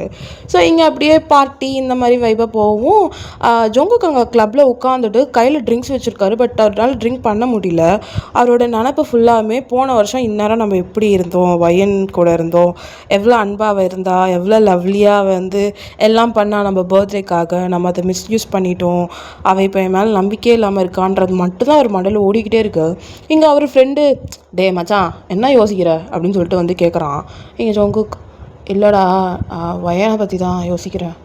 போன வருஷம் அவன் என் பர்த்டேக்கு என்னெல்லாம் பண்ணா, எதுவுமே என்கிட்ட எதிர்பார்க்காம எல்லாத்தையும் அவள் கொடுத்தா, நான் அதை தேவையில்லாமல் அவளை நிறைய கஷ்டப்படுத்திட்டேன்ல அப்படின்னு சொல்லிட்டு அவர் யோசிச்சு பார்க்குறாரு. இங்கே அவர் ஃப்ரெண்டு, டே லூஸு, அதெல்லாம் நடந்து முடிஞ்சு எவ்வளோ நாள் ஆகுது, 1 வருஷம் ஆகுது. ஒன்று குழந்தைக்கு 2 குழந்தை பிறந்து 2 மாதம் ஆகுது, குழந்தைக்கு அப்பாவே ஆகிட்ட, அவங்க கூட தானே இருக்கா உன் ஒய்ஃபா, இதுக்கு மேலே என்னடா, அதான் நீ நினச்ச மாதிரி எல்லாமே நடந்துருச்சு, அப்புறம் என்ன அப்படின்னு சொல்லிட்டு இங்கே ஜொங்குக் ஃப்ரெண்டு கேட்குறாரு. இங்கே ஜொங்குக்கு, நான் நினச்ச மாதிரி எல்லாமே நடந்துடுச்சு தான், அவன் என் ஒய்ஃப் ஆகிட்டா, அதெல்லாம் ஓகே தான், ஆனால் பழைய பையனா அவள் இல்லைடா, அவள் என்ன என்கிட்ட எதுவுமே எதிர்பார்க்க மாட்றா, நான் இல்லைனாலும் இருந்துப்பேன்ற மாதிரியே இருக்கா, எனக்கு அவகிட்ட டோட்டல் மாற்றம் ஏற்பட்டது தெரியுது. அது அவள் தப்பு இல்லை, அவள் ஏற்பட்ட வழினால தான் அவள் அப்படி இருக்கான்னு எனக்கு தெரியுது. ஆனால் என் பையன் எந்த எதிர்பார்ப்பு இல்லாமல் என்னை நம்பினது, அப்போல்லாம் அவளுக்கு நான் யாருன்னு கூட தெரியாது, ஆனால் என்னை நம்பி எல்லாமே அவள் பண்ணான். அந்த நம்பிக்கையை நான் திருப்பி கெயின் பண்ண என்ன பண்ணணும்னு எனக்கு தெரிலடா அப்படின்னு சொல்லிட்டு எங்கள் ஜொங்குக்கு வந்து ரொம்ப ஃபீலிங்காக வெக்ஸ் ஆகி பேசிகிட்டு இருக்காரு. இப்படியே டைம் போகவும் கரெக்டாக மணி வந்து ஒரு அரௌண்ட் வந்து 11:40 ஆகிடுது. ஜொங்குக் பர்த்டேக்கு இன்னும் ஒரு 20 மினிட்ஸ் இருக்குது. ஸோ 11:40 ஆன உடனே எங்கள் அவர் ஃப்ரெண்டு கிட்ட தான் அவர் பேசிக்கிட்டு இருக்காரு, இந்த மாதிரி இருக்குது அப்படின்னு சொல்லிட்டு பேசிகிட்டு இருக்கவும் டிங்குன்னு அவர் ஃபோனில் வந்து நோட்டிஃபிகேஷன் என்னன்னு சொல்லிட்டு அவர் எடுத்து பார்க்குறாரு. பார்த்தா உங்கள் கிட்ட இருந்து தான். என்ன மெசேஜ் போட்டிருக்கீங்கன்னா, என்ன பண்ணுவேன் ஏது பண்ணுவேன்னு எனக்கு தெரியாது, 12 மணி ஆகிறதுக்குள்ளே நீ வீட்டுக்கு வர, 12 மணி என் கூட தான் நீ இருக்க அப்படின்னு சொல்லிட்டு நீங்கள் ஒரு மெசேஜ் போட்டிருக்கீங்க. ஜொங்குக்கு, என்னது 12 மணிக்கு இங்கேருந்து நான் போகிறதுக்கே அரை மணி நேரம் ஆகுமே, என்ன பண்ணுறது அப்படின்னு சொல்லிட்டு. ஆனால் அந்த மெசேஜ் அவர் பார்த்ததுக்கப்புறம் அவர் கோட்டை எடுத்துகிட்டு தப்பன்னு மனுஷன் ஓடுறாரு. இங்கே லைட்டாக அப்படியே ரெய்னி லைக் அந்த எப்படி சொல்கிறேன்னா மழை வந்து பேர மாதிரியும் இல்லை, ஃபுல்லாகவும் பெய்யல, அந்த தூறல் மாதிரி இருக்கும் தெரியுமா, சாரல், அந்த மாதிரி வெளியில் வந்து ஒரு மாதிரி க்ளவுடியாக அந்த மாதிரி இருக்குது சாரலாக. அவர் அப்படியே கோட்டை எடுத்துட்டு தப்பன்னு ஓடுறாரு அவர் டிரைவர்கிட்ட தான். ஆனால் நான் வண்டி எடுங்க சீக்கிரம் அப்படின்னு சொல்லிட்டு சொல்லவும் அவர் போய் வண்டி பார்க்கிங்கில் எடுத்துகிட்டு வரத்துக்கு போனால் பார்க்கிங்கில் பார்த்தீங்கன்னா ஃபுல்லாக அப்படியே வண்டி நிற்கிது. நீங்கள் இங்கே டைமை பார்க்குறாரு, பார்த்தா இன்னும் 15 மினிட்ஸ் தான் இருக்குது. ஐயோ அப்படின்னு சொல்லிட்டு, சரி நான் நீங்கள் கார் எடுத்துகிட்டு வந்துருங்க நான் போகிறேன் அப்படின்னு சொல்லிட்டு ஜொங்குக் ஓடியே போகிறார். அவருக்கு எதில் என்ன பண்ணுறதுனே தெரில, அவ்வளோ சந்தோஷம் உங்ககிட்ட அந்த மெசேஜை பார்த்தோடும் ஓடியே போகிறாரு அவர் வீட்டுக்கு. அப்படியே நனைஞ்சிட்டு அவர் போகிறாரு. அந்த அளவுக்கு அவர் ஹாப்பி. என்னத்துக்கு அவள் கூப்பிட்டா, எதுக்கு நம்மளை வர சொல்கிறா அப்படின்னு சொல்லிட்டு அவ்வளோ ஹாப்பினஸில், அந்த ஒரு க்யூரியாசிட்டியில் அப்படியே ஓடியே போகிறாரு. பாதி தூரம் அவர் போயிட்டுருக்கும் போதே, அவர் போயிட்டுருக்கும் போதே அவரோட டிரைவர் வண்டி எடுத்துகிட்டு வந்துடுறாரு. ஸோ அவர் வண்டியில் ஏறி நேராக இப்போ வீட்டுக்கு தான் வராரு. கரெக்டாக 5 மினிட்ஸ் இருக்குது, லைக் வந்து 12 ஆகிறதுக்கு 5 மினிட்ஸ் இருக்குது. அவ்வளோ ஸ்பீடாக வந்திருப்பாங்க. ஸோ அப்படி இப்படியே மூச்சு வாங்க தப்பன்னு மேலே ஏறி அவர் உங்கள் ரூமுக்கு தான் வந்து பார்க்குறாரு. பார்த்தா நீங்கள் உங்கள் பேபிக்கு தனியாக ஒரு ரூம் இருக்குது சரியா, அந்த பேபி ரூமில் உங்கள் குழந்தைய அப்படியே தட்டி கொடுத்து தூங்க வச்சுட்டு இருக்கீங்க. இங்கே ஜொங்குக்கு வந்து டோர் அப்படியே கொஞ்சம் ஃபோர்ஸாக ஓப்பன் பண்ணுறாரு. கிளிக்குன்னு ஒரு சவுண்டு கேட்குது. நீங்கள் திரும்பி பார்த்து ஷ் அப்படின்னு சொல்கிறீங்க. ஜொங்குக்கும் அப்படியே மூச்சு வாங்க அப்படின்னு நின்றுட்டுருக்காரு. இங்கே நீங்கள் அந்த ரூமுக்கு போ அப்படின்னு சொல்லிட்டு கையை காட்டுறீங்க. சரி ஓகேன்னு சொல்லிட்டு அவரும் உங்கள் ரூமில் போய் வெயிட் பண்ணுறாரு. நீங்கள் இங்கே லைக் வந்து ஒரு பியூட்டிஃபுல் பர்பிள் சாரீ கட்டியிருக்கீங்க. பர்பிள் சாரீ, பேங்கிள்ஸ் அதுக்கேற்ற மாதிரி இதெல்லாம் போட்டுட்டு நேராக உங்களோட ரூமுக்கு தான், உங்கள் 2 பேரோட ரூமுக்கு தான் போகிறீங்க பாப்பாவை தூங்க வச்சுட்டு. இங்கே ஜொங்குக்கு முழிக்கிறாரு. என்ன இவதுக்கு ரெடியாக இருக்கான்ற மாதிரி பார்க்குறாரு. இன்னும் 5 நிமிஷம் இருக்குது, அதுக்குள்ளே வந்துட்டேன் அப்படின்னு சொல்லிட்டு இங்கே நீங்கள் கேட்குறீங்க. அவர் உன் ஃபோன்லேருந்து எனக்கு மெசேஜ் வந்து கிட்டத்தட்ட ஒரு 7-8 மாதம் ஆகுது, அப்படி இருக்கும்போது நான் எப்படி வராமல் இருப்பேன் அப்படின்னு சொல்லிட்டு அவர் மூச்சு வாங்க அந்த மனசை பேசிகிட்டு இருக்காரு. உங்களுக்கு சிரிப்பே வருது அவர் பண்ணுறது. ஆனாலும் இன்னும் 5 நிமிஷம் இருக்குல்ல அப்படின்னு சொல்லிட்டு நீங்கள் சொல்கிறீங்க. இப்போ என்னடி பண்ண சொல்கிற, அங்கே டிராஃபிக்கு ஓடியே வந்தேன் தெரியுமா அப்படின்னு சொல்லிட்டு நீங்கள் அப்படியே ஜொங்குக்கு மூச்சு வாங்க உட்காந்துருக்கவும், சட்டையெல்லாம் நனைஞ்சிட்டே வந்த பைத்தியம் அப்படின்றீங்க. அப்படி சொல்லிட்டு மூச்சு வாங்கிட்டு உட்காந்துருக்காரு. நீங்கள் அவர் என்ன பண்ணுறீங்க, அவரோட கோட்டை அப்படியே ரிமூவ் பண்ணி அப்படியே சேர் மேலே போடுறீங்க. செம்ம ஒரு மாதிரி நனைஞ்சிருக்காரு. அதனால் கோட்டை ரிமூவ் பண்ணி இந்த சேர் மேலே போட்டுட்டு நீங்கள் அப்படியே உட்காந்துட்ருக்கீங்க. அவர் பக்கத்தில் தான். கரெக்டாக டைம் பார்க்குறீங்க. கரெக்டாக 11:59 ஆகுது. அவர் பர்த்டே ஆகிறதுக்கு 1 minute இருக்குது. நீங்கள் அப்படியே அவர் ஐ டு ஐ பார்த்து, நீ இவ்வளோ மாறுவேன்னு நான் நினச்சதே இல்லை. எனக்காக மாறினியா இல்லை பாப்பாக்காக மாறினியாலாம் எனக்கு தெரியாது. நீ எதுக்கு மாறினன்னு எனக்கு ஐடியா இல்லை. ஆனால் ஒரு நல்ல விஷயத்துக்காக நீ மாறியிருக்க. போன வருஷம் நான் இந்நேரம் பார்த்த ஜொங்குக்கு வேறு, இந்த வருஷம் உன்னை பார்க்குற ஜொங்குக்கு வேறு. எல்லாத்தையுமே நீ மாற்றிக்கிட்ட, எனக்காகவும் குழந்தைக்காகவும். இது நீ பண்ணுவேன்னு நான் எதிர்பார்க்கவே இல்லை. நான் என்றைக்குமே எதிர்பார்த்ததில்லை. நான் உன்னை லவ் பண்ணும் போதும் நான் நினச்சி பார்த்ததே இல்லை நீ மாறுவ, இப்படி இருப்ப, ஃபேமிலி மேனாக மாறுவ, வேலைக்கு போயிட்டு வந்துட்டு ஒரு பக்கா அப்பாவா, ஒரு பர்ஃபெக்ட் ஹஸ்பண்டாக இருப்பேன்னு நான் நினச்சி பார்த்ததே இல்லை. ஆனால் எதுவும் உன்னை மாற்றுச்சுன்னு எனக்கு தெரியல. எனக்குமே உன் மேலே இருக்கிறது எதுவுமே மாறலை ஜொங்கு. என்னால் மாற்றிக்க முடியாது. என்ன தான் வெளியில் உன்னை வெறுக்கிறேன்னு 1000 வாட்டி சொன்னாலும் உள்ளே கதறுவேன். நான் எப்படி என் வாயிலேருந்து இந்த வார்த்தை வந்ததுன்னு உன்கிட்ட சொல்லிவிட்டு எத்தனை நாள் தூங்கும் போது அழுதுருக்கேன். என்னாலே உன்னை வெறுக்க முடியாது. இந்த குழந்தையே நான் பெற்றுக்கணும்னு நினச்சதே நீ இல்லைனாலும் நம்ம நினைவுகள் இந்த குழந்தைகிட்ட இருக்கும்ல. நீ நானும் சந்தோஷமாக இருந்ததுக்கு அடையாளமே இந்த குழந்தை தான் அப்படின்றதுனால தான் இந்த குழந்தைய பெற்றுக்கணுமே நினச்சேன். இல்லைனா உன் மேலே இருக்க கோவத்தில் இந்த குழந்தைய வேணான்னு நான் முடிவு பண்ணியிருப்பேன்ல. எனக்கு உன் மேலே இந்த கோவம் இல்லை. அந்த டைமில் கூட நான் இல்லாமல் இருக்கிறது தான் உனக்கு நல்லதுன்னு நான் நினச்சேன். அதனால தான் அவனை விட்டு நான் போனேன். இல்லைன்னா நான் போயிருக்க மாட்டேன் கண்டிப்பாக. எனக்கு தெரியும் நீ ஒரு பைத்தியக்காரன், அப்பப்போ என்ன பேசுகிறேனே உனக்கே தெரியாதுன்னு எனக்கு தெரியும். So anyways, many more happy returns of the day my love அப்படின்னு சொல்லிட்டு நீங்கள் என்ன பண்ணுறீங்க, நேராக ஜொங்குக்கோட சீக்ஸ்லேயே போயிட்டு லைட்டாக கிஸ் பண்ணுறீங்க. ஜொங்குக்கு இங்கே அப்படியே பேனு பார்க்குறாரு. என்ன இவ வாயிலேருந்து இதெல்லாம் வருதுன்ற மாதிரி அவர் பார்த்துட்ருக்காரு. அவருக்கு ஐடியா இல்லை லைக் உங்களுக்குள்ளே இவ்வளோ தான் நீங்கள் வச்சுருப்பீங்க, அதெல்லாம் நீங்கள் அவர்கிட்ட சொல்லுவீங்கன்னு அவர் நினச்சே பார்க்கல. அவர் என்ன பண்ணுறாரு, இதெல்லாம் அவருக்கு பத்தாது. அதனால் அவர் உங்கள் சீக்ஸை டைட்டாக அப்படியே ஹோல்ட் பண்ணி உங்கள் கிட்ட இழுத்து அப்படியே உங்கள் லிப்ஸ்லேயே நல்லா ரஃப்பாக கிஸ் பண்ணிகிட்ருக்காரு. பிகாஸ் லிட்டரலி நீங்கள் 2 பேரும் ஒன்றா கடைசியாக ஒன்றா இருந்தது போன வருஷம் பர்த்டேக்கு தான். அதுக்கப்புறம் சுத்தமாக நீங்கள் 2 பேரும் அதுக்கப்புறம் டச்சிங் அதெல்லாம் எதுவுமே இல்லை. அவரோட பர்த்டேக்கு அந்த நிலவுகள்லாம் அவளுக்கு திருப்பி ஞாபகம் வரும்.